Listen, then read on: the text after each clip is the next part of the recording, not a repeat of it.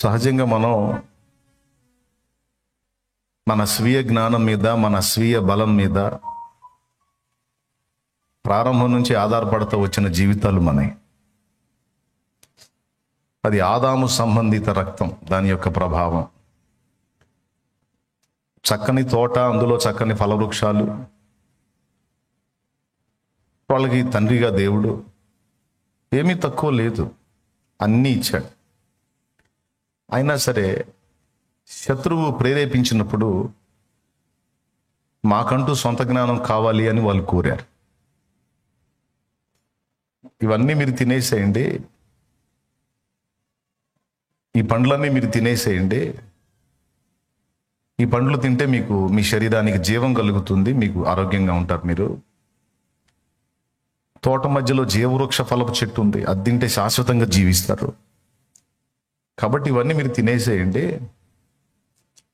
జ్ఞాన ఫలం అనేది అది తర్వాత చూద్దాం, అది కూడా మీకోసమే వేశాను, అది ఇప్పుడు కాదు. ఇప్పుడు జ్ఞానంతో నిమిత్తం నేనున్నాగా, నేను మిమ్మల్ని నడిపిస్తాను, ఆ ప్రకారం నడుదురు కానిలే, దాంతో మీకు అవసరం లేదు. అది తింటే నీ సొంత జ్ఞానం ఉపయోగించటం మొదలు పెడతావు, ఇక నా జ్ఞానానికి లోబడవు, దెబ్బతింటావు అని అది వద్దులే, ఇవన్నీ తినని దేవుడు చెప్తే మానవుని పని ఏంటంటే, దేవుడు అన్నీ ఇచ్చిన అవన్నీ వదిలిపెట్టి స్వీయత అంటే సొంతం, ఆయన జ్ఞానం మీద మనం నడిపించబడేది ఏంది? మనకంటూ సొంత జ్ఞానం కావాలి అని సొంత జ్ఞానాన్ని ఆనాడే కోరారు శత్రువు ప్రేరేపణతో. కోరిన వాళ్ళు ఆశపడితే తప్పులేదు, ఆయన వచ్చిందాకా ఆగితే బాగుండు, ఆగకుండా అడుగు ముందుకేసి ఆ పండు కోసుకొని తిన్నారు, వద్దన్న పని చేసేసారు. అప్పటి నుంచి ఇప్పటిదాకా సాతాను మన దగ్గరికి వచ్చిన ప్రతిసారి కూడా మనలో స్వీయతనే రెచ్చగొడతాడు. ఈరోజు భూమి మీద జరుగుతున్న హత్యలకు, ఆత్మహత్యలకు, అల్లర్లకు, విడాకులకు సమస్తానికి కారణం స్వీయత, అహం, నేను అనే స్వయం. ఇన్ని ఇబ్బందులకు కూడా అదే కారణం. అదనేది విరిగిపోతే గొడవ ఉండదు. కానీ ఆదాము నుండి ఈ నేను, నాకంటూ నేను అనే ఈ స్వీయత అనేది అక్కడి నుంచి ఆ రక్తం పంచుకు పుట్టిన సర్వ మానవాళికి వచ్చేసింది. మీలో ఎంతమందికి అర్థమవుతుందో నేను చెప్పేది?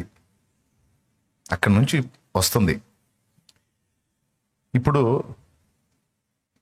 దేవుడు ఏం చేయాల్సి వచ్చిందంటే, దేవుడు 2 పనులు చేయాల్సి వచ్చింది. మానవుడు ఎంచుకున్నటువంటి సొంత దారులు ఎంత పనికిమాలినవో వాడికి అర్థం కావాలి. పాయింట్ నెంబర్ 1, వాళ్ళ సొంత ఆలోచనలతో, సొంత అభిప్రాయాలతో వాళ్ళు తీసుకునే నిర్ణయాలు, వాళ్ళు వేసే అడుగులు ఎంత ప్రమాదకరమైనవో, వాళ్ళకి ఎన్ని సమస్యలు తెచ్చి పెడతాయో మనుషులకు అర్థం కావాలి. ఆ తర్వాత దేవుడు తన జ్ఞానం చొప్పున నడిపిస్తే ఆ జీవితం ఎలా ఉంటుందో అప్పుడు ఆ విలువ తెలిసింది. అందుకే మాకంటూ సొంత జ్ఞానం కావాలి, మమ్మల్ని మేమే నడిపించుకోవాలి అనే స్వీయత వాళ్ళలో మేల్కొన్నప్పుడు దేవుడు అడ్డగించలా, లేకపోతే అడ్డుపడేవాడు, అక్కడ అవన్నీ గద్దించేవాడు. ఆ చెట్టు దగ్గర పోయినప్పుడు ఏం చేస్తున్నావు అనేవాడు. ఎందుకు అనలేదు అంటే, వెయ్యాలి, తప్పటడుగు వేయాలి, దాని ఎఫెక్ట్ ఏంటో వాళ్ళు ప్రాక్టికల్గా అనుభవించాలి. వాడి ప్రేరణకు లొంగారు కదా, వాడు ఆలోచన తీసుకున్నారు కదా, నా ఆలోచన తిరస్కరించారు కదా, వాళ్ళకంటూ సొంత జ్ఞానం, వాళ్ళ సొంత ఇష్టం, సొంత అభిప్రాయం అన్నారు కదా. నేనే వాళ్ళని దాసులుగా చేసింది లేదు, నేనే వాళ్ళ చేత బానిస పని చేయించింది లేదు, నేనే ఊడిగం చేయించింది లేదు, నేనే వాళ్ళని టార్చర్ చేసింది లేదు. జస్ట్ వాళ్ళ క్షేమం కోసం అది వద్దన్నా. దానికి వాళ్ళు ఆ ఒక్క ఆజ్ఞకు లోబట్టానికే ఇబ్బంది పడిపోయి, మాకంటూ స్వేచ్ఛ లేదా, ఇక అన్నీ నువ్వు చెప్పినవి చేసుకుంటా బతికేయటమేనా అన్నారు కదా. కాబట్టి బతకండి సరే, మీరు సొంతంగా బతకండి సరే, మీ సొంత జ్ఞానం చూడండి, దాని ఎఫెక్ట్ ఏందో చూడండి అని ఆ పండు తిననిచ్చాడు. దాని ద్వారా వాళ్ళకు వచ్చేటువంటి మరణాన్ని కూడా వేరే జీవి మీదకి పంపించేసి వాళ్ళకి మరణం కూడా తప్పించి బ్రతకనిచ్చి వారి నుండి భూమి మీద జనములు ఉత్పత్తి అయి ఆ మనుషులు తమ స్వీయ జ్ఞానం, దాని యొక్క ప్రభావం, దాని వల్ల కలిగే నష్టాలు అన్నీ అనుభవించాలి ప్రాక్టికల్గా. ఆ తరువాత నేను చెప్తే అప్పుడు వింటారు. ముందైతే మనకు మొహం పగలాలి. ఎంతమందికి అర్థమైంది ఈ మాట? ముందైతే మనకి మన సొంత అడుగులు, సొంత ప్రయత్నాలు, సొంత ఆలోచనలు, ఎదురు దెబ్బ అనేది తగలాలి. అప్పుడేం జరిగిద్దంటే ఎవరి బలవంతం ఉండదు. 4-5 సార్లు పగిలిందనుకో మొహం, కనీసం లైఫ్లో ఒక్కసారైనా సరిగ్గా పగిలిందనుకో, సచ్చినా ఇక సొంత ఐడియాలు వేయరు, సొంత ఆలోచనలు చేయరు. ఎందుకంటే చక్కగా మనల్ని నడిపించేటువంటి మహనీయుడు మనకు తోడై ఉన్నాడు. ఆయన ముందు మామూలుగా చెప్తాడు, నా చిత్తానికి లోబడు, నా చిత్తానికి లోబడు అంట. ఆ లోబడే దానికి మనకి మైండ్ ఉండదు, ఓపిక ఉండదు. కాబట్టి లోబడేటట్టు పరిస్థితులు తీసుకొస్తాడు. ఈరోజు మనందరం అట్టొచ్చిన వాళ్ళమే. మనం అచ్చంగా తెలుసుకొని మనోనేత్రాలు వెలిగింపబడి అసలు ఏ అనుభవాలు లేకుండా వచ్చిన వాళ్ళం కాదు. దాదాపు ఇక్కడ కూర్చున్న సరుకు, ఈ లైవ్లో ఉన్న సరుకు, దాదాపు సరుకులో చాలా భాగం మొహం పగిలిన వాళ్ళే, అస్వీయ అనుభవాల్లో డ్యామేజ్ అయిన వాళ్ళే. ఒకవేళ డ్యామేజ్ కాకుండా ఎవరో చెప్తే తెలుసుకున్నానంటే తర్వాత అయినా సరే నీదేందో నీకు చూపించి ఆ తర్వాత నేను లొంగదీస్తాడు, అందులో డౌట్ లేదు. అలా చెయ్యకపోతే ఎప్పటికీ మనం అన్ని విషయాల్లో మన స్వీయ బలం మీదనే ఆధారపడతాం. మన సొంత జ్ఞానం, సొంత బలం, సొంత తెలివి, సొంత నడిపింపు, సొంత మేధాశక్తి అన్న దాని మీదే.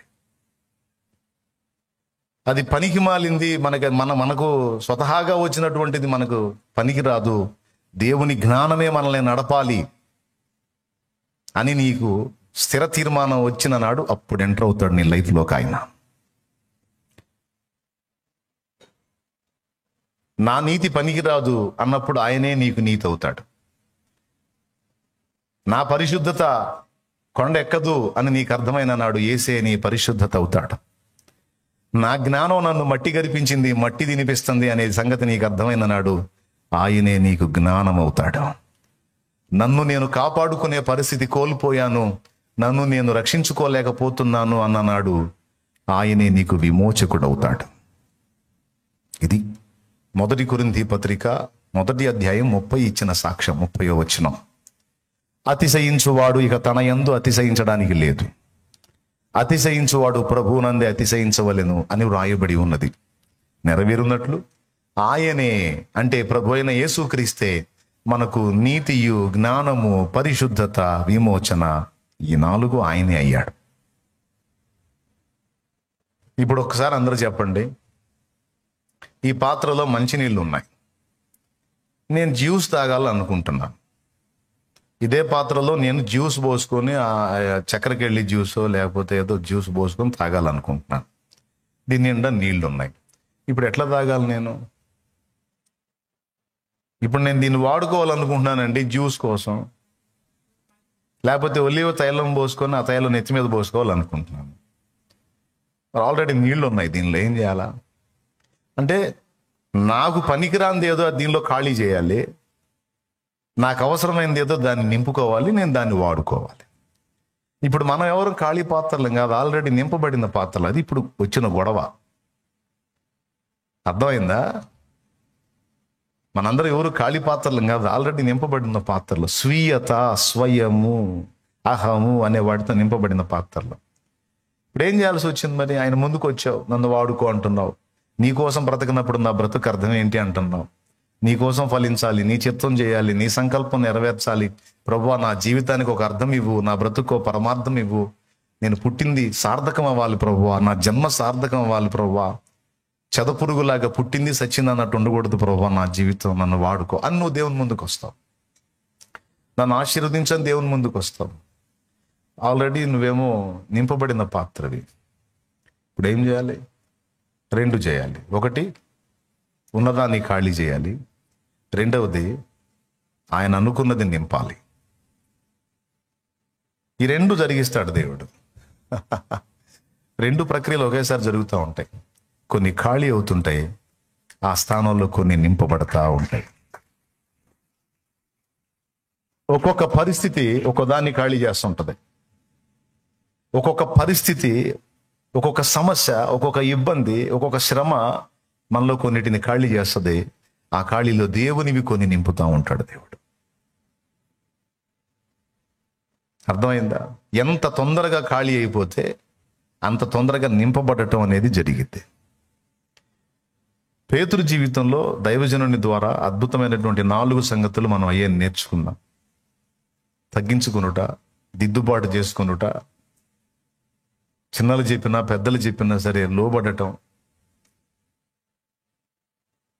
మూడవది, ఎట్లనన్నా కానీ నేను కూడా ఆయనలా బతకాలనే ఆరాటం. 4వది, తన బలహీనతను తను గుర్తించి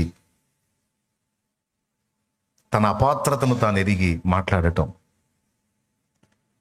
దేవునికి మహిమ కలుగునుగాక. అలా ఖాళీ చేయబడిన పేతురు దేవుని శక్తితో నింపబడి దేవుని కోసం అద్భుతంగా ఫలించాడు. ఒక్క ఆడపిల్లకు భయపడి క్రీస్తు సాక్ష్యం ఇవ్వలేని పేతురు తలక్రిందుగా సిలువ వేయబడి హతసాక్షి అయ్యాడు. అంత పట్టు పేతురుకు వచ్చింది. ఒక్క హత్య చేసి అక్కడి నుంచి ఎస్కేప్ అయిన మోషే, తన స్వీయ బలం మీద ఆధారపడిన మోషే, తిరిగి దేవుడు పిలిచినప్పుడు తన బలహీనత ఒప్పుకున్నాడు. పనికిరానయ్యా అన్నాడు. పనికిరాను అన్న మోషే ఒకసారిగా 4 సార్లు చదవండి, అడుగడుగున అడుగు తగులుతాడు. చివరికి దేవుడే కోప్పడతాడు. నోర్మై పద్దాగలు పనికిరాను అంట.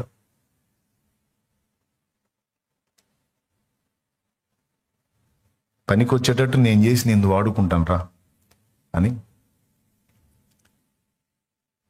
ఐగుప్తు రాజ్యపు రాజునే నేట ముంచేటట్టు చేశాడు. అదే మోషేని వాడుకొని, పేతురుని వాడుకొనేమో సంఘ నిర్మాణంలో వ్యక్తుల ఆత్మల సంపాదన జరిగించాడు. గొర్రెలను కాయి, గొర్రెలను మేపు అన్నట్టే చేశాడు. గొర్రెలను అప్పగించాడు. మోషేనేమో వినియోగించుకొని ఫరో రాజు గుండెల్లో వణుకు పుట్టించి ఫరోని అతని సైన్యమును ఎర్ర సముద్రంలో ముంచేశాడు. ఇశ్రాయేలును బయటికి తీసుకొచ్చాడు. ఇట్లా తమ బలహీనతను గుర్తెరిగిన వ్యక్తులని దేవుడు చేతుల్లోకి తీసుకొని తన కార్యాలు జరిగించుకున్నాడు. కొంతమందికి అర్థం కాదు, నాలో ఈ లోపం ఉంది, నాలో ఈ తప్పులు ఉన్నాయి, నాలో ఈ బలహీనతలు ఉన్నాయి, ఇవి దేవుని శక్తికి అడ్డుపడతాయి, దేవుడు తన ప్రభావంతో నన్ను నింపడానికి ఇవి ఆటంకం అవుతాయని కొంతమందికి తెలియదు. అసలు అవి ఉన్నట్టు కూడా తెలియదు.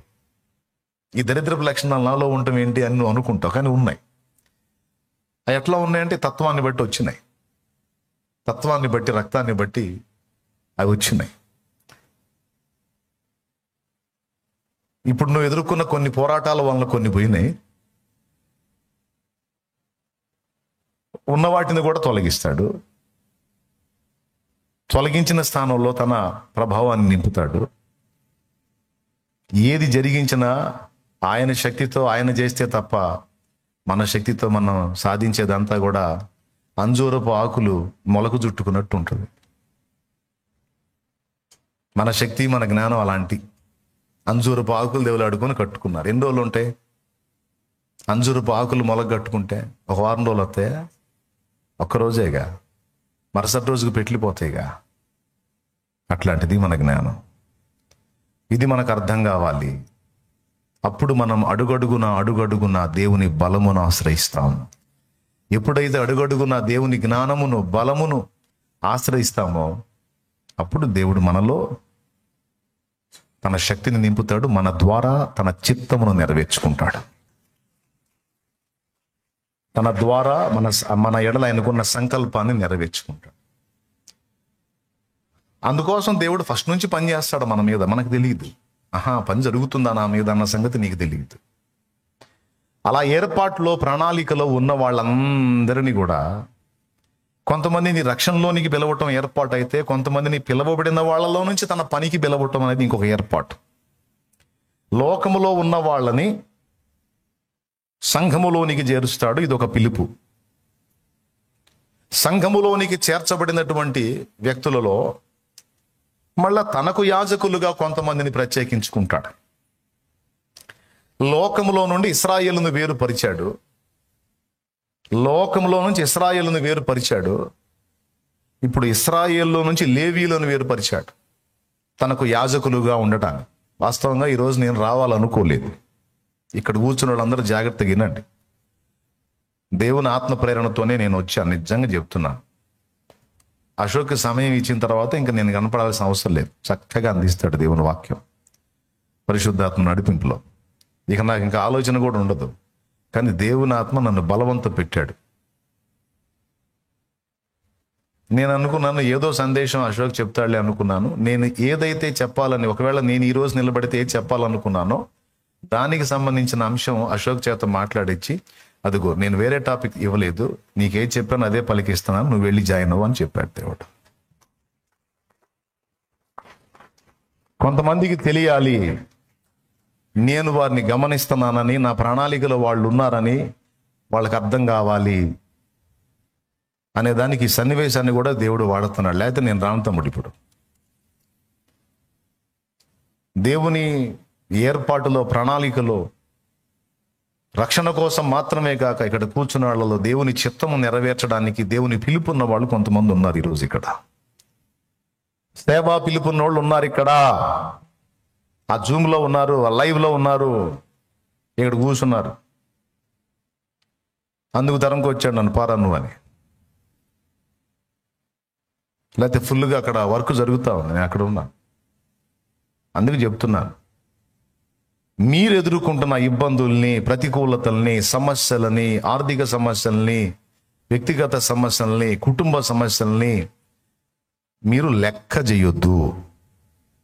అస్సలు వాటి గురించి మీరు ఆలోచించొద్దు. మీ భవిష్యత్తును గూర్చి, మీ వారి భవిష్యత్తును గూర్చి, మీ పిల్లల భవిష్యత్తును గూర్చి మీరు దిగులు పడొద్దు. ఎందుకంటే పిలిచినవాడు నమ్మదగినవాడు. పిలిచినవాడు నమ్మదగినవాడు. నిన్ను పిలిచినవాడు నమ్మదగినవాడు. ఏర్పరచుకున్నవాడు నమ్మదగినవాడు. ఆయన అన్యాయస్తుడు కాదు. నీకు ఇవ్వాల్సిన జీవితం ఏదో సిద్ధపరిచే ఉంచాడు. నీ పిల్లలకి ఇవ్వాల్సిన లైఫ్ ఏదో సిద్ధపరిచే ఉంచాడు. ప్రజెంట్ నువ్వు ఎదుర్కొంటున్నటువంటి ప్రతికూల సమస్యలన్నిటికీ పరిష్కారాలు ముందే సిద్ధపరచబడి ఉన్నాయి. తగిన కాలమందు తప్పనిసరిగా అవి నీకు అందుతాయి. ఖచ్చితంగా వాటిని స్వతంత్రించుకుంటావు. ఈ రోజు నువ్వు పీడించబడుతున్న శోధనలు ఇక ముందు నీకు కనబడవు. నేడు నీవు చూచుచున్న ఐగుప్తీయులను ఇక మీదట నీవు చూడవు. వారు ఎర్ర సముద్రంలో ముంచివేయబడతారు. ఈరోజు నువ్వు ఎదుర్కొంటున్నటువంటి ప్రతికూలతలు, వేదనలు, దుఃఖాలు, కృంగుబాట్లు, ఈ రోజు నువ్వు అనుభవిస్తున్నటువంటి ఆక్రందన అంతా కూడా సముద్రపు అగాధములో బంధించబడ్డట్టుగా అది త్రోసివేయబడుతుంది, ముంచివేయబడుతుంది. మరలా నీకు కనబడని స్థితి, అలాంటి భవిష్యత్తు నీకు రాబోతుంది. దాని గురించి అసలు ఆలోచనే తీసేయి. నువ్వు నిజంగా విశ్వాసివైతే, నువ్వు నిజంగా దేవుని మీద విశ్వాసం ఉంచిన వాడివైతే, ఉంచిన దానివైతే కలవరము, కంగారు, ఆ దిగులు, ఆ విచారము, అది నీ గురించి కానీ, నీ కుటుంబాన్ని గురించి కానీ, నీ ఫ్యూచర్ కానీ, లేకపోతే నీ పిల్లల ఫ్యూచర్ కానీ, అది ఏ విధమైనదైనా కానీ, అది ఏ రూపంలోనన్నా ఉండని, దాన్ని బ్యాలెన్స్ చేయటం నా యేసయ్యకు తెలుసు. దాన్ని మళ్ళా తిరిగి దిద్దటం నా యేసయ్యకు తెలుసు. చేతగానుడు అనుకోవాకు, అసమర్థుడు అనుకోవాకు. ఆయన పరాక్రమశాలి, రోషము గల దేవుడు, ఉన్న దేవుడు, నిజమైన దేవుడు. నీ పేరేమో అడుగుతారు వాళ్ళు, చెప్పవయ్యా ఏం చెప్పాలంటే ఉన్నవాడిని చెప్పవయ్యా అన్నాడు. మిగిలిన వాళ్ళు తిప్పలు పడ్డట్టు లేనోడిని కాదు, నేను ఉన్నోడిని చెప్పమన్నాడు. ఇతరుల ఆశ్రయాలన్నీ కూడా మృతులు, కానీ ఇక్కడ సజీవుడు, ఉన్నవాడు, ఆదిలో ఉన్నవాణ్ణి, ఆది లేనప్పుడు ఉన్నవాణ్ణి, అంతములో ఉండువాణ్ణి, మధ్యలో ఉండువాణ్ణి, మీరు లేనప్పుడు ఉన్నవాణ్ణి, మీరు లేకుండా ఉన్నప్పుడు ఉన్నవాణ్ణి, మీరు ఉన్నప్పుడు ఉన్నవాణ్ణి, నేను ఉన్నవాణ్ణి. అంటే ఇక్కడ ఏం మాట్లాడుతున్నా అంటే నేను లేనన్నట్టుగా ఏదో అయిపోతున్నారు. నేనున్నా కదా, నేను చెయ్యి వదలలేదు కదా, నేను నిన్ను విసర్జించలేదు కదా. ప్రయాసపడి గాలివాన చేత కొట్టబడి ఆదరణ లేక ఉన్నదానా,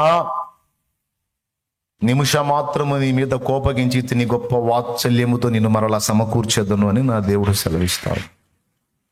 యెషయా గ్రంథము 54వ అధ్యాయము చూడండి, అందులో ఏం సెలవిస్తున్నాడో చూడండి. యెషయా గ్రంథం 54వ అధ్యాయము.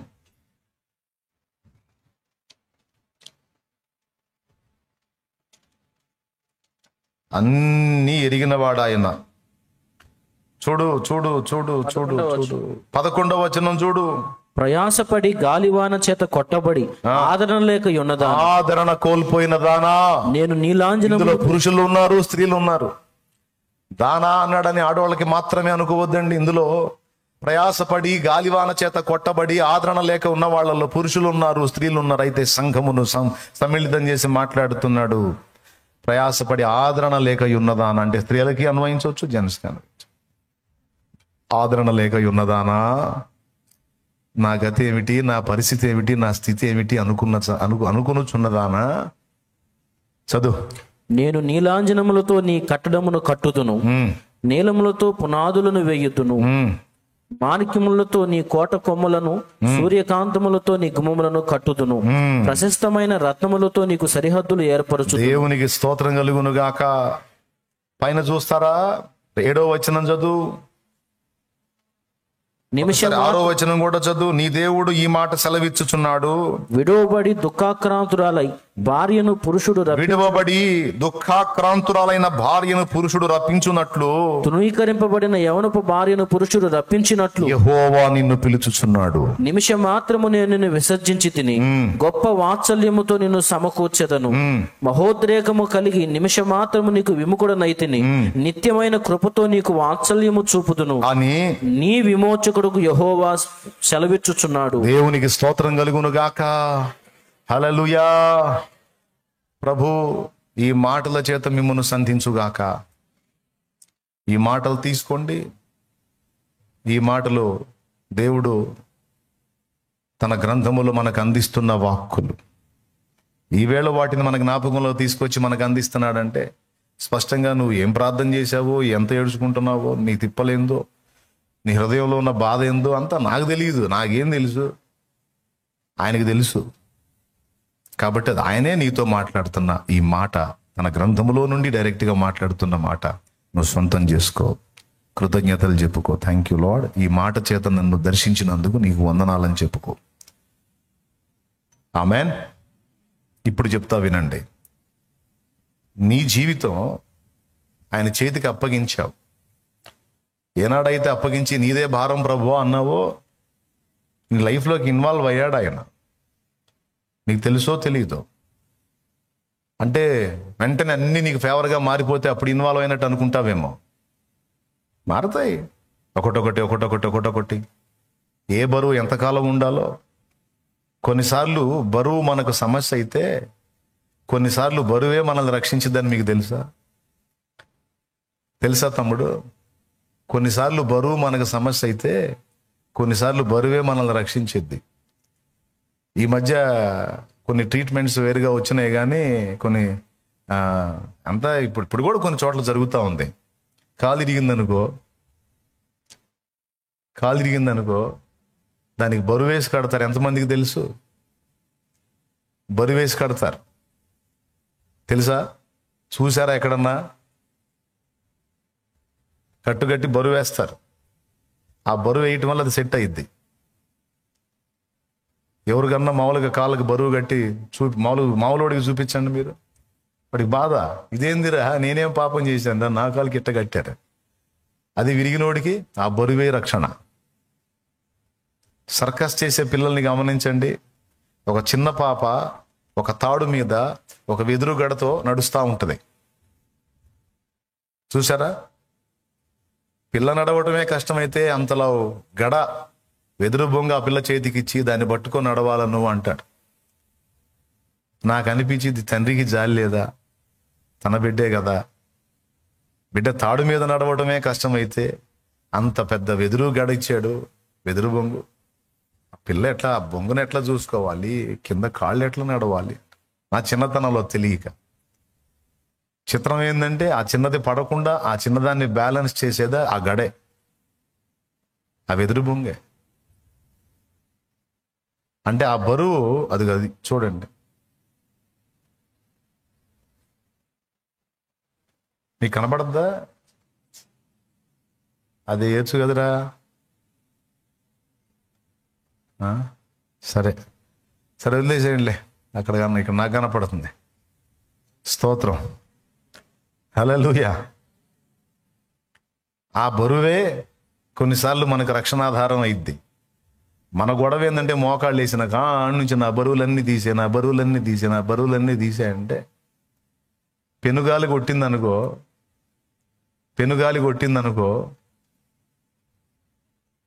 నెత్తి మీద బరువు ఉన్నవాళ్ళు లేచిపోడు. ఏ బరువు లేనోళ్ళు అలా గాలిలో ఎగుతారు. మొన్న చైనాలో వరదలు వచ్చి గాలి కొట్టితే మనుషులు చెట్టు కొమ్మలు పట్టుకొని వేలాడుతూ ఉన్నారు. అంత భయంకరమైన గాలి వచ్చింది. ఎవరు నెత్తినైతే బరువు ఉందో, ఎవరు వెయిట్లో ఉన్నారో వాళ్ళు లేచిపోలా, గాలికి ఏం కాల. వాళ్ళు పెనుగాలులు కొట్టినప్పుడు మన మీద ఉన్న బరువులే మనల్ని కాపాడుతాయి. మంచు కొండల్లో సాధు సుందర్ సింగ్ గారు నడుచుకుంటూ పోతుంటే తనకంటే ముందు వచ్చిన యాత్రికుడు ఒకడు మంచులో పడి గడ్డగట్టుకుపోయి అపస్మారక స్థితిలోకి వెళ్ళిపోయాడు, చచ్చిపోతున్నాడు. సాధు సుందర్ సింగ్ కంటే ముందు ఒక వ్యక్తి వెళ్ళాడు, అతన్ని చూశాడు. ఆణ్ణి బతికించడానికి ట్రై చేస్తే ఈ గడ్డగట్టుకుపోయే చలిలో నేను చచ్చిపోతాను, ఈ మంచులో ముందు నన్ను నేను కాపాడుకోవాలని అతను అక్కడి నుంచి వెళ్ళిపోతాడు. అయ్యా నన్ను రక్షించని వాడు కేకలేస్తున్నా పట్టించుకోండి వెళ్ళిపోతాడు. కానీ అక్కడ అందరికీ ప్రాణ ప్రమాదమే. సాధు సుందర్ సింగ్ గారు కూడా ప్రమాదంలోనే ఉన్నారు. ఆ టైంలో మంచు తుఫాన్ లాగా వచ్చేసింది, భయంకరమైన చలి. టిబెట్ ప్రాంతంలో సువార్త చేశాడు ఆయన. ఐడియా ఉంది కదా మీకు, సాధు సుందర్ సింగ్ గారు. సాక్ష్యం చదవండి, మంచి పుస్తకం, మండించిద్ది. ఈయన చూసి అరే అని బాధపడి ఈయన దగ్గరకు వచ్చేటప్పటికి అతను అపస్మారక స్థితిలోకి వెళ్ళిపోతాడు. ఫస్ట్ వచ్చినవాడు అతను దాటి వెళ్ళేటప్పుడు అతన్ని కేకలేస్తాడు. పాపం ఈయన పోయేసరికి వాడి పని అయిపోయి చూస్తే ప్రాణం ఉంటుంది. వెంటనే ఈయన ఆయన్ని భుజాన్ని వేసుకొని ఆ ప్రాంతం నుంచి ముందు అవతల దాటించాలి.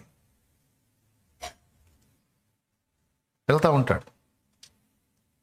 ఈయన మోసుకొని వెళ్తా ఉంటే అంత చలిలో ఈ బరువు దెబ్బకి అతనికి చెమట్లు పడతాయి. ఆయనకి, సాధు సుందర్ సింగ్ గారికి చెమట్లు పడతాయి, వెయిట్ కదా పైన. కొంచెం దూరం పోయిన తర్వాత ఆ చలి గండం నుంచి బయటపడే పరిస్థితి ఉంటుంది. చక చక చక చక ఫాస్ట్గా నడుచుకుంటూ వెళ్ళిపోతా ఉంటే కొంచెం దూరం పోతే ఆ దారిలో కాలికి ఓ శవం తగిలిద్ది. ఆ శవం ఎవరిది? చచ్చిపోతాడు అతను. ఆ శవం ఎవరిదంటే ముందు తను కాపాడడానికి వెళ్ళాడే అతను. వీడేమో ముందే పడిపోయాడు, వాడు ఇంకొంచెం ముందుకెళ్ళి పడ్డాడు. కానీ ఈ వ్యక్తిని కాపాడాలని భుజాన్ని వేసుకొని ఆ మంచులో నుంచి అతన్ని తప్పించి తీసుకెళ్తున్న సాధు సుందర్ సింగ్ గారు, ఆయన భుజం మీద ఉన్న వ్యక్తి ఇద్దరు బతుకుతారు. ఎందుకో తెలుసా? ఈయన బరువు భుజాన్ని వేసుకొని వెళ్తున్నాడు కదా, ఈ వెయిట్ వల్ల ఆయన బాడీలో వేడి కలిగింది.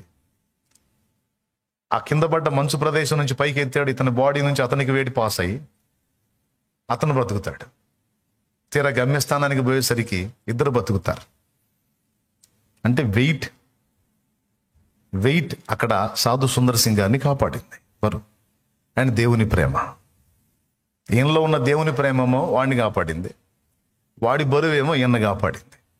మనం చాలాసార్లు ఫీల్ అవుతాం. ఇది కొంచెం అర్థం చేసుకుంటే చాలా ప్రశాంతంగా ఉంటుంది మనసు. కొన్ని బరువులు కావాలని మన మీద ఉంచుతాడు దేవుడు, మీకు అర్థం కాదు అది. మన మోకాళ్ళు వేసిన దగ్గర నుంచి నాకు ఆ బరువు తీసే, నాకు ఈ బరువు తీసే, నాకు అది తీసే, నాకు ఈ బరువు తీసే, ఆ బరువు తీసే, అన్ని బరువులు తీస్తే అసలు గాలిగా లేచిపోతావు వెర్రి మొహమా. ఏ బరువు ఎప్పుడు తీసేయాలో నాకు తెలుసు, నువ్వు ప్రశాంతంగా ఉండు అంటాడు ఆయన. ఇదంతా మీకు ఎందుకు చెప్తున్నానంటే ఈరోజు మీరు ఏ విషయాల్లో వెయిట్ ఫీల్ అవుతున్నారో, బరువు ఫీల్ అవుతున్నారో, కొంతమందికి బ్రతికే ఒక భారమై ఇబ్బంది పడుతున్నారు.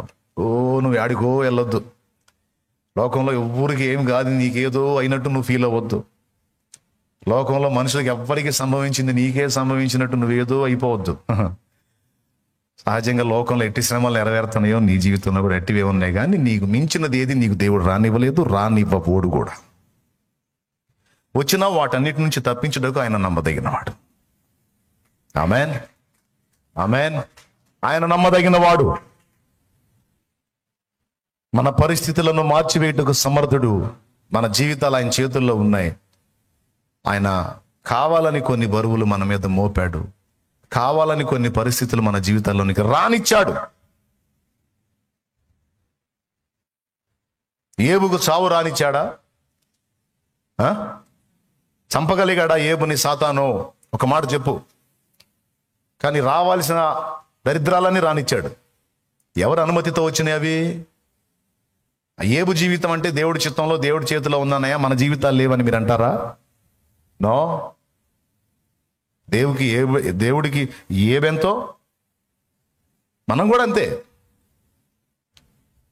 కాబట్టి ఆయన అనుమతి లేకుండా మనకి ఏదో వచ్చింది అనేది లేదు.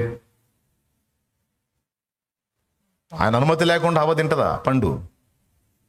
పర్మిషన్ ఇచ్చాడు, తింది. పర్యాసానం ఏంటో చూడని చూపించాడు, తర్వాత లైన్లో తెచ్చాడు. కాబట్టి దేవుని సెలవు లేకుండా, దేవునికి తెలియకుండా, దేవుని పర్మిషన్ లేకుండా మన జీవితంలో ఏ పరిస్థితి సంభవించలేదు, సంభవించబోదు. నేను చెప్తున్నాను, దేవుని బిడ్డవి. 29 సంవత్సరాల క్రితం ఒక స్థలం కొన్నాడు ఒక ఆయన. 29 సంవత్సరాల క్రితం ఒక స్థలం కొన్నాడు విశ్వాసి, మీలాంటి విశ్వాసి. చర్చికి వెళ్తాడు. అది కొన్నప్పుడు మోకాళ్ళుని ప్రార్థన చేశాడు. ప్రభువా, ఈ స్థలం నాకు ఇచ్చావు, ఇది 4-5 సెంట్ల స్థలం, ఇక్కడ నీ మందిరం కట్టబడి ఇక్కడ నీ సేవ జరగాలయ్యా అని ప్రార్థన చేశాడు. ఎప్పుడు మోకాళ్ళు వేసినా తన ప్రార్థనలో అదొక భాగం అయిపోయింది. చేశాడు. తర్వాత ఆయన పరిస్థితులు ఏవో ఇబ్బందులు వచ్చినాయి. ఇబ్బందులు వస్తే ఆయన పిల్లలు ఆయన కోసమే దాన్ని అమ్మేశారు. వేరే వాళ్ళు కొనుక్కున్నారు. తర్వాత ఇదంతా జరిగి ఆయన ఆ ప్రార్థన చేసి ఇదంతా జరిగి చివరికి ఆయన ప్రభు దగ్గర కూడా చేరాడు. ఆ ప్రార్థన చేసినా ప్రభు దగ్గర కూడా చేరాడు. 29 ఏళ్ళు, దగ్గర 30 ఏళ్ళు అంటే మరి ఉంటాడు ఆయన. అప్పటికే పెద్ద ఆయన, భక్తిపరుడు, ప్రార్థన చేశాడు. ఆయన కోసమే దాన్ని అమ్మేశారు. అది వేరే వాళ్ళ చేతుల్లోకి వెళ్ళిపోయింది. 29 ఏళ్ళు గడిచింది. ఆ తర్వాత ఊహించని రీతిలో దాని పక్కనే, ఆ స్థలం పక్కనే ఒక కార్యం జరిగింది.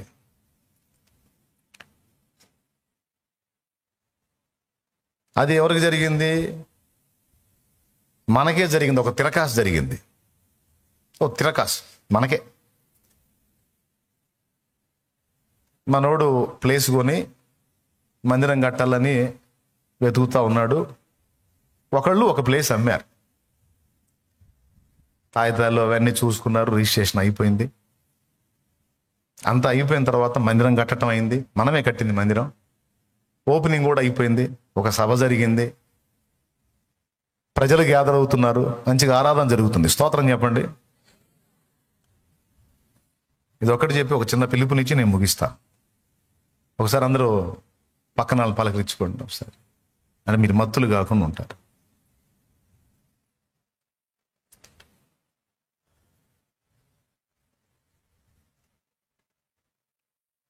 ఇది జరిగింది. అది ఇంకొల్లు అనే ప్రాంతంలో ఆనంద్ సేవ చేసే ప్రదేశంలో జరిగినటువంటి విషయం. ఇక్కడే ఉన్నాడు ఆనంద్ కూడా, బెల్లక్. ఆ తమ్ముడు, ఆ చిన్నోడు సేవ చేసే స్థలంలో జరిగింది. అది ల్యాండ్ తీసుకున్నాం, మందిరం కట్టాం. దేవుని కృపను బట్టి చక్కగా సేవ జరుగుతుంది. కొద్ది రోజుల తర్వాత ఓ ఫ్యామిలీ వచ్చారు. వచ్చి మందిరం ఏంది మా స్థలంలో కట్టారు అన్నారు వాళ్ళు. మీ స్థలం ఏంది బాబు? ఇది మా స్థలం, ఇదిగో కాగితాలు చూడండి అన్నారు మనోడు. భలే వాళ్ళు ఉన్నారు. ఇక్కడ ఉన్నటువంటి ఆ సర్వే నంబర్ ప్రకారం ఈ ప్లాట్ మీది కాదు బాబు, మీరు కొన్న ప్లాట్ అల్లది అక్కడ ఉంది, ఇది మా ప్లాట్. చూసుకునే పని లేదా? మందిరం కట్టారు, సభ పెట్టారు, ఓపెన్ చేశారు, కూటం జరుపుతున్నారు. ఎవరి స్థలంలో కడతారు? మా దానిలో కడతారా? అంటే మేము తెల్లబోయాం, ఇదేందిరా అని. కాగితాలు చూస్తే వాళ్ళ స్థలంలోనే కట్టాం. దేవునికి స్తోత్రం. ఏంది నాయన ఆనంద్ అంటే తేడా పడ్డామన్నా అన్నాడు. ఇంతకు మంది ఎక్కడ ఉందిరా అంటే అదన్నీ ఉందన్నా. ప్రార్థన చేశాం. వాళ్ళతో మాట్లాడితే పాపం వాళ్ళు మంచి మనసు కలిగి, సరేలే అయిందేదో అయిపోయిందిలే, దేవుడి మందిరం కట్టారుగా, పర్లేదులే, మీ ప్లాట్ మాకు రాయండి, ఈ ప్లాట్ మీకు రాస్తామన్నారు. మీ ప్లాట్ అనుకొని మా ప్లాట్లో కట్టారు. అయిందేదో అయిపోయింది, కింద గొడవ. సరే ఇక ఆ ప్లాటే రాయండి, చేసేది ఏముంది మరి. ఇక దేవుడు దిగాడుగా, ఎడా దేవుడు దిగాడుగా, ఇంకా ఆయన ఏడు లేపుతాం. సరే అది మీదేది ఉందో అదే మాకు రాయండి, మాది మీకు రాస్తాం అన్నారు. మళ్ళీ పైసా కూడా అదనంగా అడగల, రాసేశారు. అది రాయడానికి వచ్చినప్పుడు అసలు ఆ ప్లాటు మూలం ఎవరని చెప్పని తవ్వితే ఆయన కొడుకులు చెప్పారు, అయ్యా ఈ ప్లాటు వాస్తవంగా మా నాన్న దేవుడికి కేటాయించిన ప్లాటు, పరిస్థితులు బాగలేక మేము అన్నాం. ఇప్పుడు మిమ్మల్ని వచ్చి ఇది ఖాళీ చేయమన్నోళ్ళు మా దగ్గర కొన్నోళ్లే,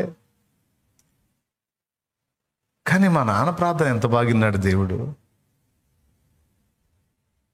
వేరే ప్లాట్ చూపించి అదని దీనిలో కట్టించి ఆ భక్తుడు ప్రార్థన చేసిన ప్లాట్ను దేవుడు స్వాధీనం చేసుకున్నాడు. అలాగని మళ్ళీ ఇచ్చిన వాళ్ళకి అన్యాయం చేయాలి, వాళ్ళ ప్లాట్ వాళ్ళకి కేటాయించాడు. జస్ట్ ఒక చిన్న సమస్యను అనుమతించి తన దాసుని ప్రార్థనకు 29 ఏళ్ల తర్వాత జవాబిచ్చాడు.